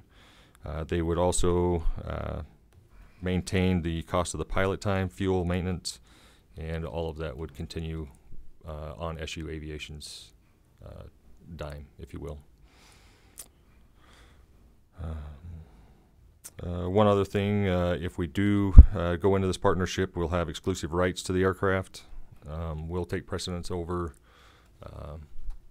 any students that are practicing in the aircraft, so that is another benefit. Any questions? A couple of questions. What's the life of one of these aircraft? Do you have any idea? I can't answer that because I don't know. Okay. I know that it's the aircraft they have right now, I believe, is 4 years old, but they're looking to get out of that because it's a lease and not a purchase. If they purchase it, it'll last several years. But to give you the exact time, I don't know that. Are they looking at purchasing new birds versus used, or? I believe this purchase is a used bird, but it'll come to them as if it was new. Yes. Previous lives, I worked for USDA Aviation training services out Fort Wayne. Anyway, we flew quite a few aircraft, helicopters. Helicopters really don't have a live. Their engine is their live, or the transmission, or whatever else, and there's very stringent conditions set by FAA, where they have to replace those parts every so often, and as long as they replace them as needed, when needed, the fuselage, the body of the aircraft goes on forever, as long as it meets those standards. Interesting. Excluding ones that were used in Vietnam. Yeah. Still some of those out there. That's amazing. Right, but a big ticket cost item on these are replacement of the engine and the. Okay, and that would all be on SUU. Yes. Another question for you and the sheriff. I know over the years you've used a lot of aircraft. You've rented them when we needed them, but you talked about bringing one from the state. Does that cost us each time you do that? There's not a cost, but it's been limited on its availability. Matter of fact, I'll give an example. When we were looking for the Schaefer girls in Burrell, they were called down to assist with that, and they came down and searched for about 3 hours, 2 hours. Yeah. About 2 hours, and without contact with the sheriff or I, they took off back to Salt Lake without that. I believe that was on the Lost Boy. Oh yes, sorry, that's right. Sorry, the Lost Boy in. Sorry, we had too many. Yeah, they're all important. The Lost Boy out to by Zane. But SU Aviation remained on scene throughout that entire event. They were first on scene and they were last to leave. The state helicopter again left without our knowledge. They checked back en route to Salt Lake because they. Wow. There's been several incidents that's the case, haven't there been over the years? Even I can think of a couple that I've been involved in that we developed information on a new area and says, okay, get the bird over here, and they said, oh, they're back in Salt Lake. Sure. Absolutely. Sure. Small aero bureau in a huge state, and they get pulled in every direction every day, and so we have to share. Sure. And that's where SUU Aviation has shined as far as being able to stick with us and see the mission through. Okay, the other that we've rented commercially or privately was usually fixed wing, right? It is. Do you have any idea how much on average we've spent for that over the years? It's pretty variable, but that aircraft is a 182 or 172. A 172 or 182, I can't remember which one it is. That ran us back when we were doing that, and I don't think we've done that in the last 3 or 4 years. That was running us about 120 an hour. Fixed wings are obviously much cheaper. The other side of this, this isn't the only aircraft that would be available to us. They still provide their entire fleet to us. So really, because of SUU and this flight program, then you're obviously using way more aircraft than you ever did before because it's available and okay. So right. Again, they're starting to develop rescue capabilities that will definitely, with either long lining them out, or I don't know if this new one they're going to try a hoist on it. But that's huge, especially with the backcountry, the backcountry tourism we're seeing now. When people get back, rescue, more and more we'll see more. All right, in my opinion, I don't know that we're ready to commit that right now, but I certainly would not close the door on that. I think it's worth further talks. Yeah, we don't have it on the agenda for approval, just for Right. discussion. Right. But Just discussion to see which way, and the discussion that you, or the proposal you have there, this is just a fill it out, see how we are, if it's something that we want to pursue. Once they, if you want to move forward, then I'll let them know that, and they'll look further into actual hard costs. Then we can also look into funding. I would certainly think that we should move forward in discussions and see where it leads. Okay. I agree. Aviation's been a great partner. They've helped us out so much. Question from the public. Mr. Presgrove. Just a question. You You've been talking about a drone operation that you have also. Is that used for search as well? It is. And how would this integrate with the SUU? A drone, you're very limited in the amount of ground you can cover. You know, they're for a real tight search area. Use the drone in those situations along with, as long as, you know, it's a safe operation. Having two kinds of aircraft in the air over a scene. But a helicopter allows us to cover with night vision much greater area, quicker and safer. They're not interfere with each other. Not if we, you know, once we coordinate with the pilot on what elevation they'll be at, what elevation the drone will be at, then we're okay. There's a question for Mr. Jessen. Decidedly non-financial question, so shut me up if you want to. Is this primarily a like a kind of observation detail? I mean, you know, your DPS pilots are highly trained in, you know, high risk maneuvering and stuff, and you know, I don't know if these guys have that kind of time. If that maybe isn't necessary, if really their main task is to help locate visually or with red or something like that. So SU Aviation, when we call them out, it's actually the instructors that fly. They may have a student on board as well to help give experience, but their instructors are the ones that's actually piloting the aircraft. And they, with them being deputized with the sheriff's office, they're able to do the same things as DPS. Would they like even an extraction of, you know, of a injured person? If the aircraft is capable of it, yes. Yes. It's one of the reasons for this. Right Yeah. now, they have one voice on it, or two? SU? No, DPS. Just one. They have one helicopter with a voice capability.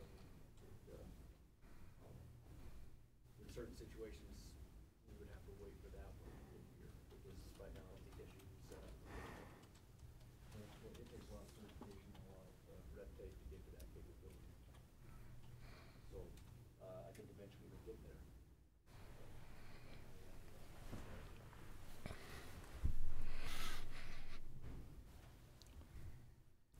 That's all the questions I have. Any other questions? No. Yes, sir. I'm Roger McGalliard. Just a question of concern. If they're going to have student pilots on there with this instructor, are we given any consideration for the fact that the instructor pilot is getting double billing? Student pilot's paying, we're paying. Well, there is no cost. There's no cost to the county. Okay. All right. Okay. I'll let them know. Thank you.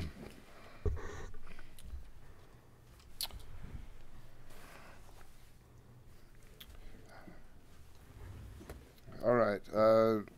Item number 10, we're going to move, going to close meeting as the Iron County Commission and reconvene as the Iron County Special Service District number 1. Declare that meeting open. Item number 10.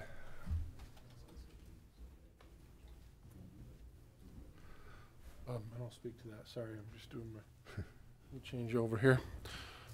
Okay, item number 10 is a resolution, Special Service District number 1, Resolution 2018-1, regarding the authorizing the execution of a 7th amended interlocal cooperation agreement with the other members of Utah County's Indemnity Pool relating to the establishment, funding, and operation of Utah County's Indemnity Pool. This, as you recall, we did, Iron County as a whole did this, but USIP felt like a few of our special service districts ought to be part of that. And so this resolution is actually specific to Special Service District number 1. It's essentially the same interlocal agreement that Iron County entered into earlier this year with USIP. And it, yeah, it was just, it has just the updated bylaws and things that we've kind of been doing for some time now. And Alma's on the board. Yeah. Commissioner Adams. The Special Service District number 1 is our landfill and collection service. And one of the things that we changed about the interlocal agreement is that if a member leaves USIP, it is a pool. It's not actually an insurance company. It's an indemnity pool of 22 counties of the state of Utah, plus quite a large number of special service districts. If anyone leaves the pool, we will discontinue paying claims, and so that's one of the main things that's changed with this 7th interlocal agreement. So, are you ready for? I'm ready for motion. Okay, I move approval of the Special Service District Resolution number 2018-1 regarding the authorizing the execution of a 7th amended interlocal cooperation agreement with other members of Utah County's indemnity pool relating to the establishment, funding, and operation of Utah County's indemnity pool. And I will second that motion. All in favor? Aye. Aye. Okay, that is approved. Number 11, discussion and possible approval of a 7th amended interlocal cooperation agreement between Iron County Special Service District number 1 and Utah County's indemnity pool. So number 10 was to do the resolution to say we could do number 11. Exactly. Right. Exactly. So Okay. we've resolved, and now we will do. Okay, I move that approval of a 7th amended interlocal cooperation agreement between Iron County Special Service District number 1 and the Utah County's indemnity pool. I'll second that motion. All in favor? Aye. Aye. It is passed unanimously. Okay, now we'll step out. Iron County Special Service District number 1 and reconvene as the Iron County Commission.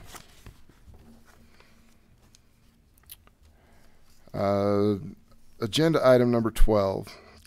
Approval of land exchange agreement between Iron County and Cedar City Corporation. The county desires to acquire the city's 7.5 acre piece of property in the vicinity of 3400 South and west of Bumblebee Drive in exchange for a 3.65 acre County Bullock Pit parcel and 2.95 acre County Coal Creek parcel.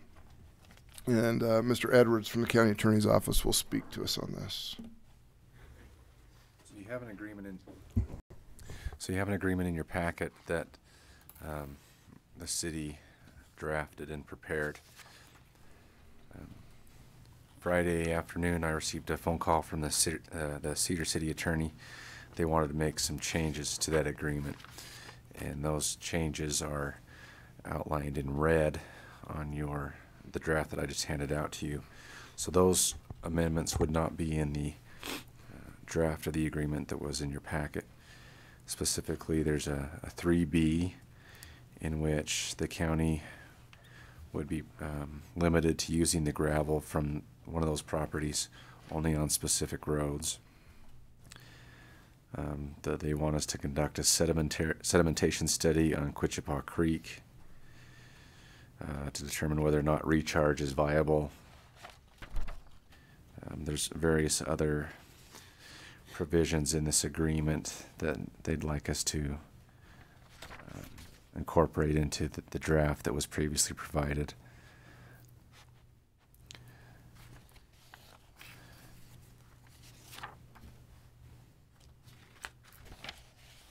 And as far as the land exchange goes, I was not involved in which properties we are exchanging or which properties we're obtaining. I was just looking at the legal aspects of the agreement. I believe the commissioners, you're aware of which properties we're exchanging. And so again, I don't know that I want to comment on the deal itself, the properties that you're exchanging, but just the legalities of the agreement. You can enter into this agreement if you like. I do not like some of the changes that have been suggested in this draft agreement. I do not like agreeing that we're going to exchange property, but we will then be limiting how we're going to use the gravel that we obtain from the property that we've essentially traded with the city. That doesn't make a lot of sense to me. If it's our property, I think we should be able to use the gravel the way we want to use it. So I would suggest that you reject the suggested amendments and go with the agreement that was previously provided, if that's what you like to do. If you want to enter into that agreement, that would be my suggestion.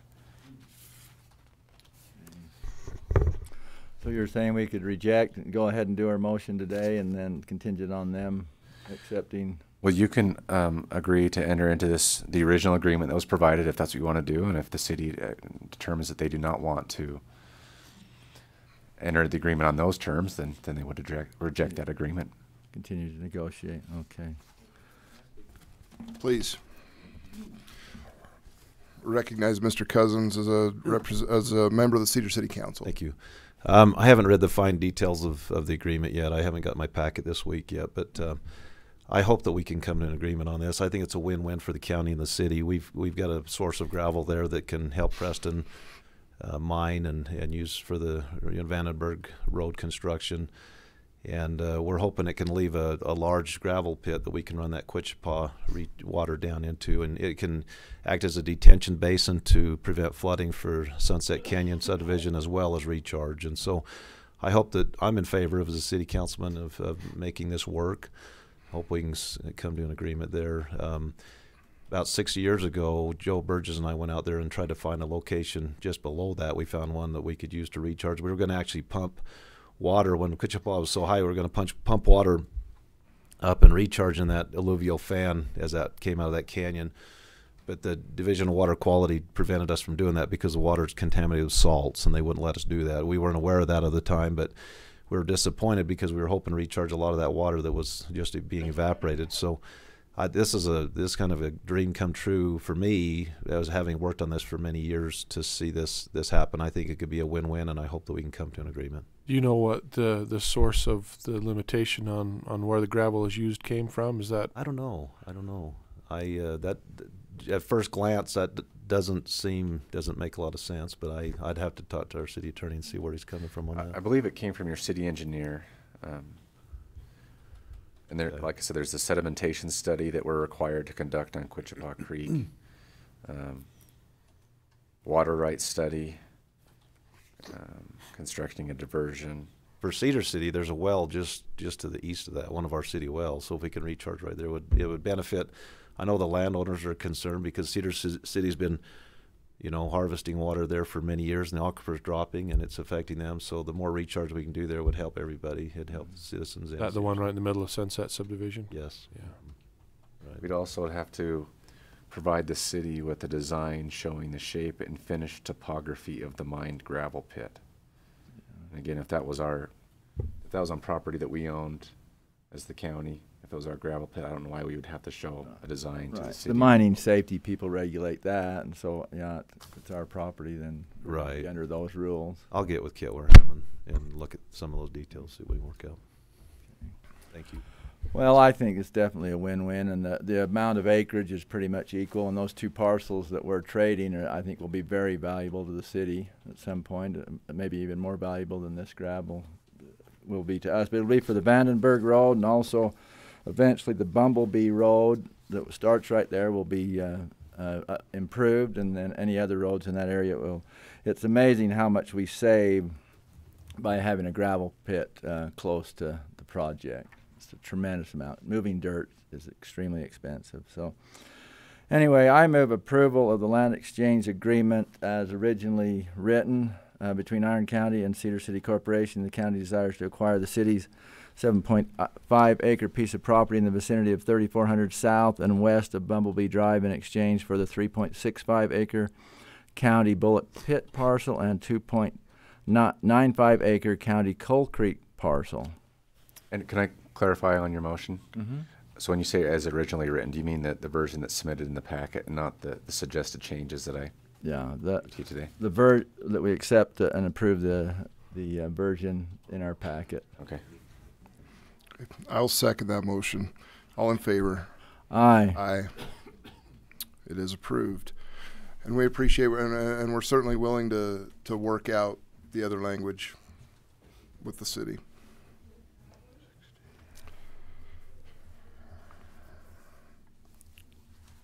Is this, so just looking through this, it's got Commissioner Adams as the chair again. Yeah, this was the version that the city provided, so we can make we can. on the This is why I asked for documents in Word form. So that I can, Great. I know it seems crazy, but that most of the time they're wrong. So I didn't know if that was needed a signature or we figured out.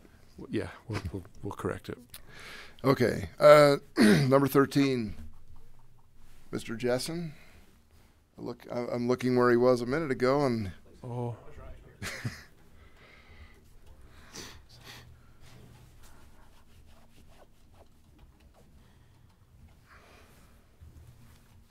Anybody know how to juggle? Coordination isn't one of my strong suits. Everybody didn't want to hear me hacking up along every 5 minutes. That's good warm pop, John. Oh, you're killing me. Did you open it today at least? It's not flat, too. I opened Okay. Thank you. Yeah. Oh, yeah, I said not stereo. Does say draft. You can barely see the draft.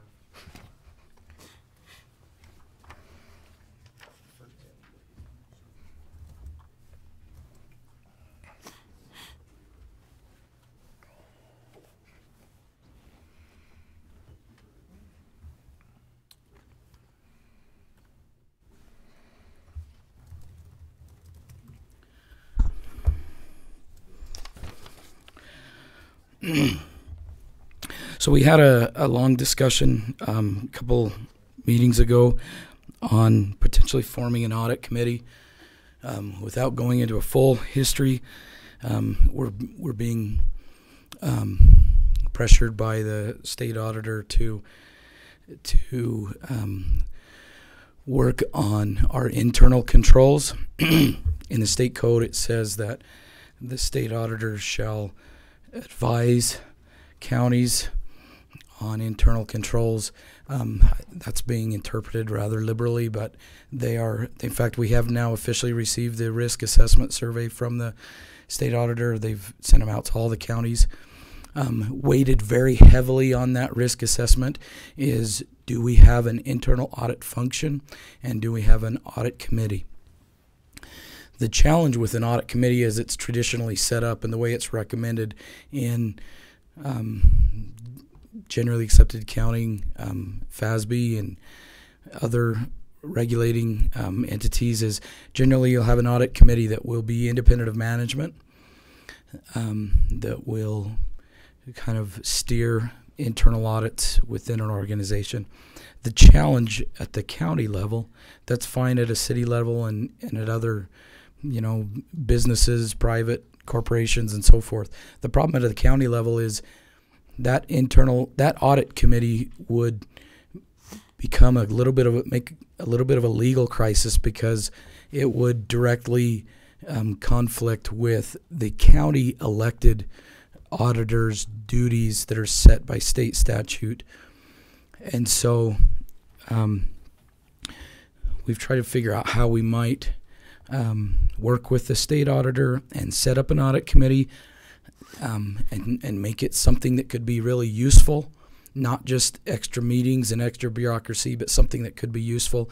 And we certainly don't want to set ourselves up for some sort of a legal crisis in the future should there be a conflict between the elected auditor and the audit committee. So I've thought a lot about this, and I've talked to other county auditors, and my proposal is that we do go ahead and set up an audit committee. I would like to request that we do that by motion today to form that audit committee. I've actually given you a draft version, and my apologies to Mike. He hasn't had a copy of this until about 15 minutes ago, so I'm not asking that we approve the audit committee's policy with articles. I don't know if what you would call that, whether we set it up with bylaws or whatever, but this would be the policies that would be set up to how it would be run. I'm not asking that we adopt that today, because I really want to make sure Mike has a chance to review this from a legal perspective. I want to give the commissioners a chance to look at it and tweak anything. Again, my role as the auditor is to be your right-hand man when it comes to performing internal audits, whether they be financial audit, whether they be performance audit. The way it's set up is that the commission will either direct me to perform an audit, or I will decide to perform an audit, but regardless, I report back to the commission, and the commission takes action as seen fit. I don't have the ability to really force any change. The commissioner has the authority to make changes or anything as a result of my findings.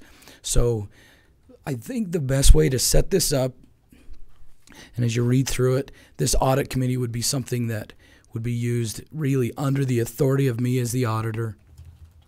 It would be like a recommendation board. It would be the board that would engage our external auditor and vet them, and that they would report to when the external audit was done. The commissioner, obviously on the board there's a commissioner who could then report back to the commission, similar to the way a commissioner reports back to other board activities that they sit on. One of the things that makes the audit committee a little bit different and gives Mike pause is the nature of the confidentiality. Is we're in the middle of an audit, or if we are discussing a material weakness that the county has, that's not something that should be public. Obviously, the final report that is done needs to be, but we don't necessarily want this to be a part of a public meeting as we're right in the middle of an investigation or hashing out a concern. It's certainly a weakness that the county has. We wouldn't want that weakness to be exploited by somebody with untoward purposes towards the county. Well, and the point of it is, if we find that weakness, then we're going to move forward to correct it. Right.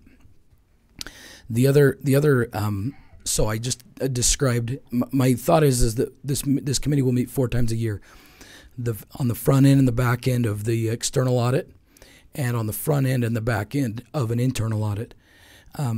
We need to be doing internal audits annually at least. We haven't been doing that in Iron County. This is another big factor that the state will be looking at. It's good practice. We need to be doing internal audits. Having said that, internal audits can be a little bit political, stressful, what have you. The last thing I want is for a department that is being audited to feel like they're being picked on for some political reasons. That's why it would be good. I'm excited to be able to have an audit committee that can, as a committee, decide this is an area of weakness that we need to look at, whether it be a specific department, and typically we will want to review one department a year. And maybe it's this year we want to look at our credit card process, because anywhere where money is flowing out and can go out without going through as many procedures is always an area of concern. Anytime you're receiving cash is an area of concern.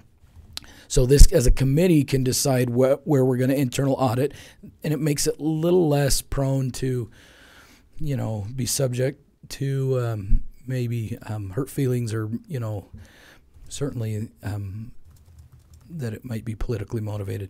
And that I think an audit committee would be a really useful tool. I would sit as the chair of the audit committee as the auditor. That would help to satisfy the concern of maybe there being a conflict between my office and the committee. If I'm the chair of it, that won't happen. Now, one of the weaknesses of this, I will be the first to admit, and the reason why you normally don't have management involved in an audit committee is because how can that committee then audit management, right? My office does the accounting, we pay the bills, we pay the employees, and if there's practices in my office that need to be fixed, I should not be involved in that process when you think about it theoretically. And I guess the only thing I have to say about that is if we have a committee with a lot of people, if there is stuff like that going on, I would hope that would come to light. The committee would include a member of the public that is not involved in management, a member of the commission that is not in management, although the commission kind of by definition is also management. But I think that would bring some sunlight to the situation and would help with that issue.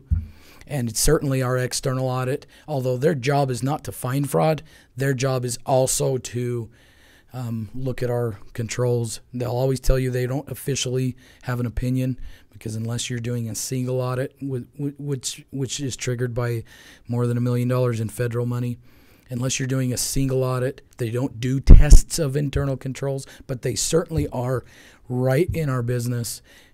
They pulled last year almost 50% of every check written by the county to review it. But they will tell you that's not exactly their goal, but they are very they're very involved, and it's the best situation that I think we can figure out that would work and not create a legal conflict with our own structure of our government. Is there any questions? Do you want me to go through any of these suggestions specifically, or from a 1,000-foot high perspective?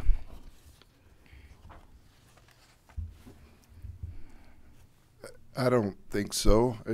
For me, we've had this discussion over and over again, and we know that this was coming, and this is going to be something that's necessary to appease the state auditor's office, if that's the right terminology. It is, and it's a good thing to do. I mean, I've only fought it to some degree because of overreach, of resisting overreach. But that doesn't mean that it's not a good idea to do. I definitely need a hand in the internal audit. It's quite a process. My recommendation, of course, this is more of a budget discussion, which we'll have at our next budget hearing, is that we appropriate a certain amount of money to actually hire a CPA from around to come in and perform the internal audit at the direction of the audit committee.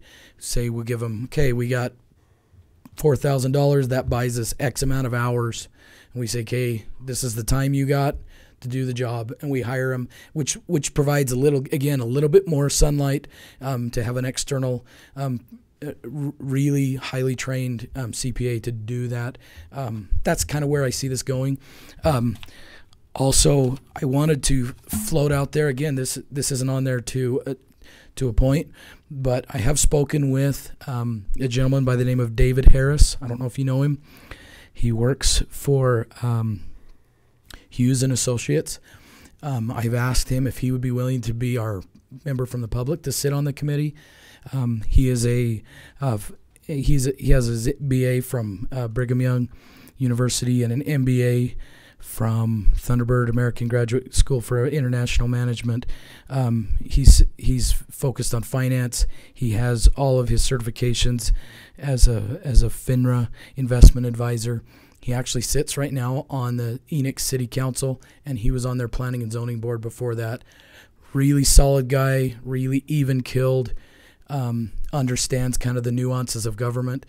When I asked him, he says, "Well, hang on, I'm not a fund accounting like pro. That's not my area of specialty." And I told him that's not what we're looking for. We're looking for somebody who understands jargon, who understands financial statements, who understands how boards work, and really can review from an outside perspective what's going on inside the county.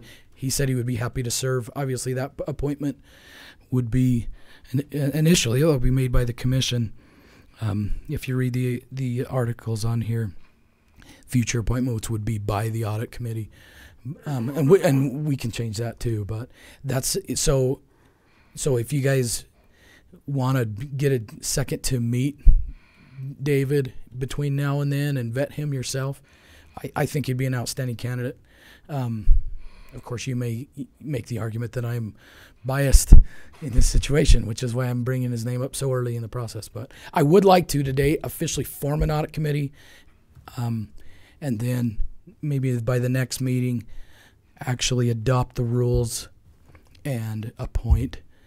Most of the members would be a permanent appointment by title, like auditor, treasurer, one of the county commissioners, somebody from the attorney's office. But the roaming person, I think they call it a rotating member from the public, would be needed to be appointed. So, Well, you answered my questions today, and when we spoke the other day regarding this matter. So I think it's something we definitely need to move forward with. So I move that approval to form an audit committee for Iron County. I'll second that. All in favor? Aye. Aye. Thank you, gentlemen. Form away. Thank you. It's formed. Personnel actions. Is Adrian here with us? You're He asked me to fill in. Axed you? I know. I'm bringing in my language from the correctional thing, but he sent an email, I believe. So I think you have all the information. So I'm basically here just to represent the jail, and if you have any questions or concerns. So, hi. You good to go? What's that? Yeah. Okay. So do you have the information, or is there anything you want me to go just over? will you just kind of read into the record what we're doing? Yes, I will. So it's here to discuss and possibly approve for the creation and recruitment for the lead medical technician position, dissolving of an open medical supervisor position, and pursuit of contract RN services within the county jail to meet specified requirements. And then there is an email that basically talks about, that I believe you all have, that talks about changing that position to a lead medical technician position. And then it just kind of outlines the difference in wages and what the savings would be, and then what the cost would be to change that. I was unable to get back with Adrian on the 19th to tell him about a couple things in there. He has in here, as far as the RN, to be on site 2 days a week for 8 hours per day. What we would need is 3 times a week, and it can be anywhere from 2 hours to 3 a day. So that would be 6 to 10 hours a week, making a total of 480 hours a year. And so the cost actually would be not as costly as what that email says. And I can give you, I mean, it's my handwriting, but I can give you just rough numbers of, I have them right here. No, we don't have those. And that may help you, if that's okay. Of course, this is Adrian's work, so I just wrote with my math skills and the amount that it actually would be closer in cost. Of course, this is kind of rough numbers, depending on if and how much we could hire an RN to contract that position, if that makes sense. Sure. So you can link that if you have any questions. I might just be rambling on. So we're looking at 3 times a week, 6 to 10 hours a week, for a rough total of $16,800, and that's for the RN. And I base that off the high amount. He has the current average wage is $29. He's estimating around $35. So that number is actually the high of the $35 an hour. Okay. And we did meet with Dr. Newman. He is our contract facility doctor, just to kind of see if he had any, suggestions or enlightenment of what. And he feels that this would be a really good setup and would help be part of that, getting that contract position filled. But do you feel like there would be somebody or a number of people readily available to do that would want to take that position? That's hard. Which part are you asking? The RN. Yeah. Oh, he feels confident that he could find somebody to do that. Yeah. With my experience in the RN world, vicarious through my wife, there are a lot of RNs, really qualified RNs, that are always looking for part-time work like this. I would think that this would probably, to really hire a full-time RN that's going to be dedicated and stay, so we're not always replacing them, this is probably a quarter of the cost of what that would be. So, I'm glad we were able to work this out. I think this is an excellent.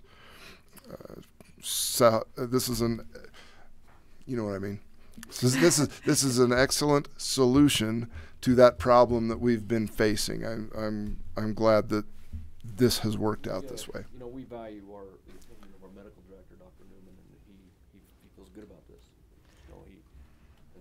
And this will meet state standards for our medical coverage. I think it's a good plan. Yeah, we figured this is just a way to develop a different avenue that helps us keep our experience that we already have in the jail safety security manner, and then also on top of that to maintain the experience and what we need to for our nursing practice. So I think it's definitely a good combination. Yeah, it's a great solution.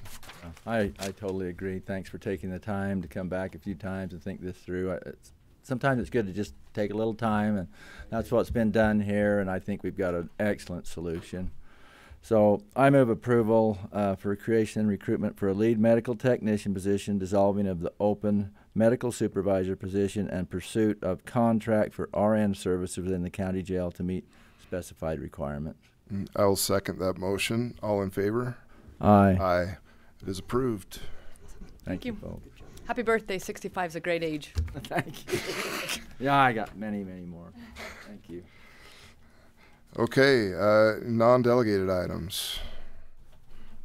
Prairie dogs?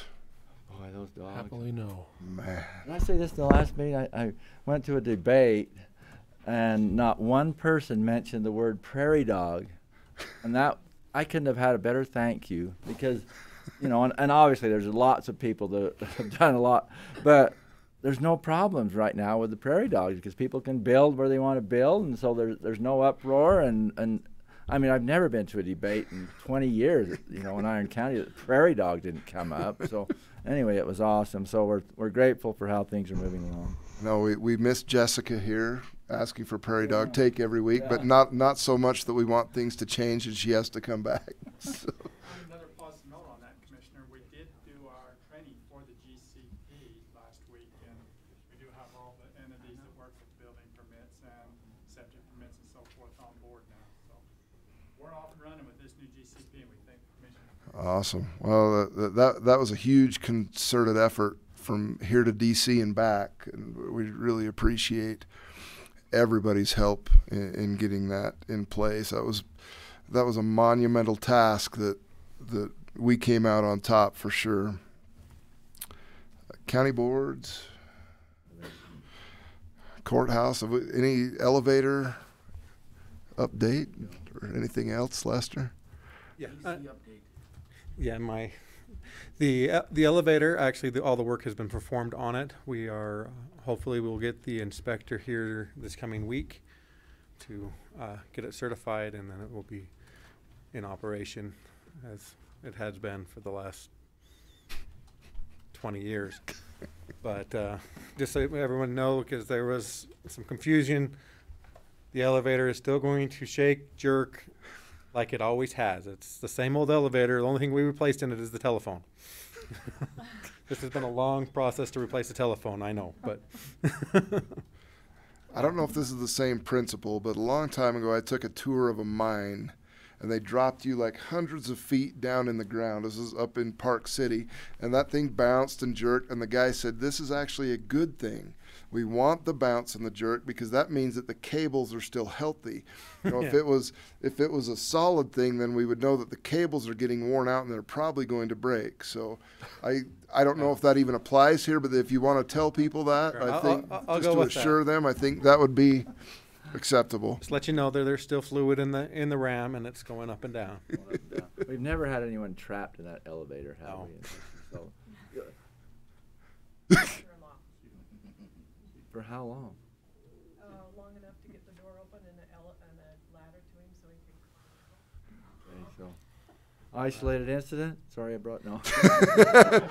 Find some wood to It's all knock right. on. Rapidly. That actually happens on brand new elevators. We have keys on site that we can take care of that. So. Yes. They actually have to be on site in the elevator equipment room. So. Okay. And then a follow-up on the election room. Hopefully, we haven't had any alarms today. I told Chad to warn you, but they are currently, when the fire sprinklers were installed, they were installed at the level of the old ceiling, which we found out in the process, the old ceiling sloped. It dropped about 2 inches from one side of the room to the other. And so we ended up having to get all the fire sprinklers moved slightly. And they're working on that today. And hopefully, if everything goes well, that room will be ready for John to move in it sometime next week. Woohoo. Good. Hopefully. Great. It's a matter of getting things painted at this, finished painting right now. And then the chillers are scheduled to be charged in the 1st of May. I've called them saying, hey, we're plenty warm, we're getting hotter, so if we can bump that up sooner. Yeah, if you know, Debbie, you switch offices with Dan, and everybody will be happy. So, 80 degrees in Debbie's office is a good thing, but 80 degrees in Dan's office is a bad thing? Is that well, it's been 80 degrees would be nice in Dan's office by mid-afternoon right now. So. You got my picture about our feathered friend? Yes, It went away. I don't know how. There was a woodpecker pecking holes in the new Ephus. It happens. That's not wood, is it? It's not wood, but he was working on it pretty good. It's a woodpecker on drugs or something. Pretty good. Yeah, and the woodpecker went away, and I didn't ask any questions. Yeah. Woodpecker wouldn't answer anyway. Lester, back on the He just laughed at me. Maybe working past 5. And we stay into the evenings and. Yeah, I talked with Carrie in your office, and I can play with the schedules. Okay. And to make it so it runs a little later to keep her comfortable when she's doing payroll. And I've. So it's not going to happen. I've got a little bit of a wish list that I can talk to you about later for just little courthouse things. So, as soon as the chiller's operational and actually the elevator's passed off and operational, we will actually submit the final payment for Zwick, and the project will officially be closed. So, excellent. What about the roof repair? It seems to be holding. We had no water the last 2 weeks, so they're going to come in and put the ceiling back together this week, and we're going to go under the assumption that we're good until such time as we're proven wrong, because there's nothing else we can do. The last 2 weeks, no, that's right. Well, we went through about 4 storms, and it's actually we had a good storm that it always normally leaks on. That's when you snow just a little bit, and then it starts to melt. That's when we were getting most of our leaking, and we didn't leak through that last snowstorm or the heavy rainstorm before it. So. And to reiterate, you're not going to start with the outside landscaping until Parowan's water is turned back. We're still under debate on that. We may start some. We haven't quite decided that. Where we're going to switch a good amount of the landscaping to xeriscaping anyways. Mm-hmm. That doesn't take a lot of water, because Parowan City will allow us to tie our system to the culinary system at this time. So we may start that process, but it hasn't been decided yet. Best case scenario, the irrigation water will be in the 10th of July. That's the date of the contract is for, so we hope. And that contract, I believe, is going to be let this week to start that repair on the system. Yeah. So. Great. Any other questions? No, thank you for everything. Hopefully we can take this off soon. Yeah, soon we'll take it off. Okay. We'll be adjourned. Thank you, everybody, for your attendance. Oh, yes. We need a voluntary. There you go. I don't even think it's voluntary. Everyone, come on. Start, Sheriff? Yeah. Happy birthday. Oh, boy. Happy birthday to you. Happy birthday, dear Alma. Happy birthday to you. Thank you so much. Thank you very much. I hope you got that on the record. All of you. I did.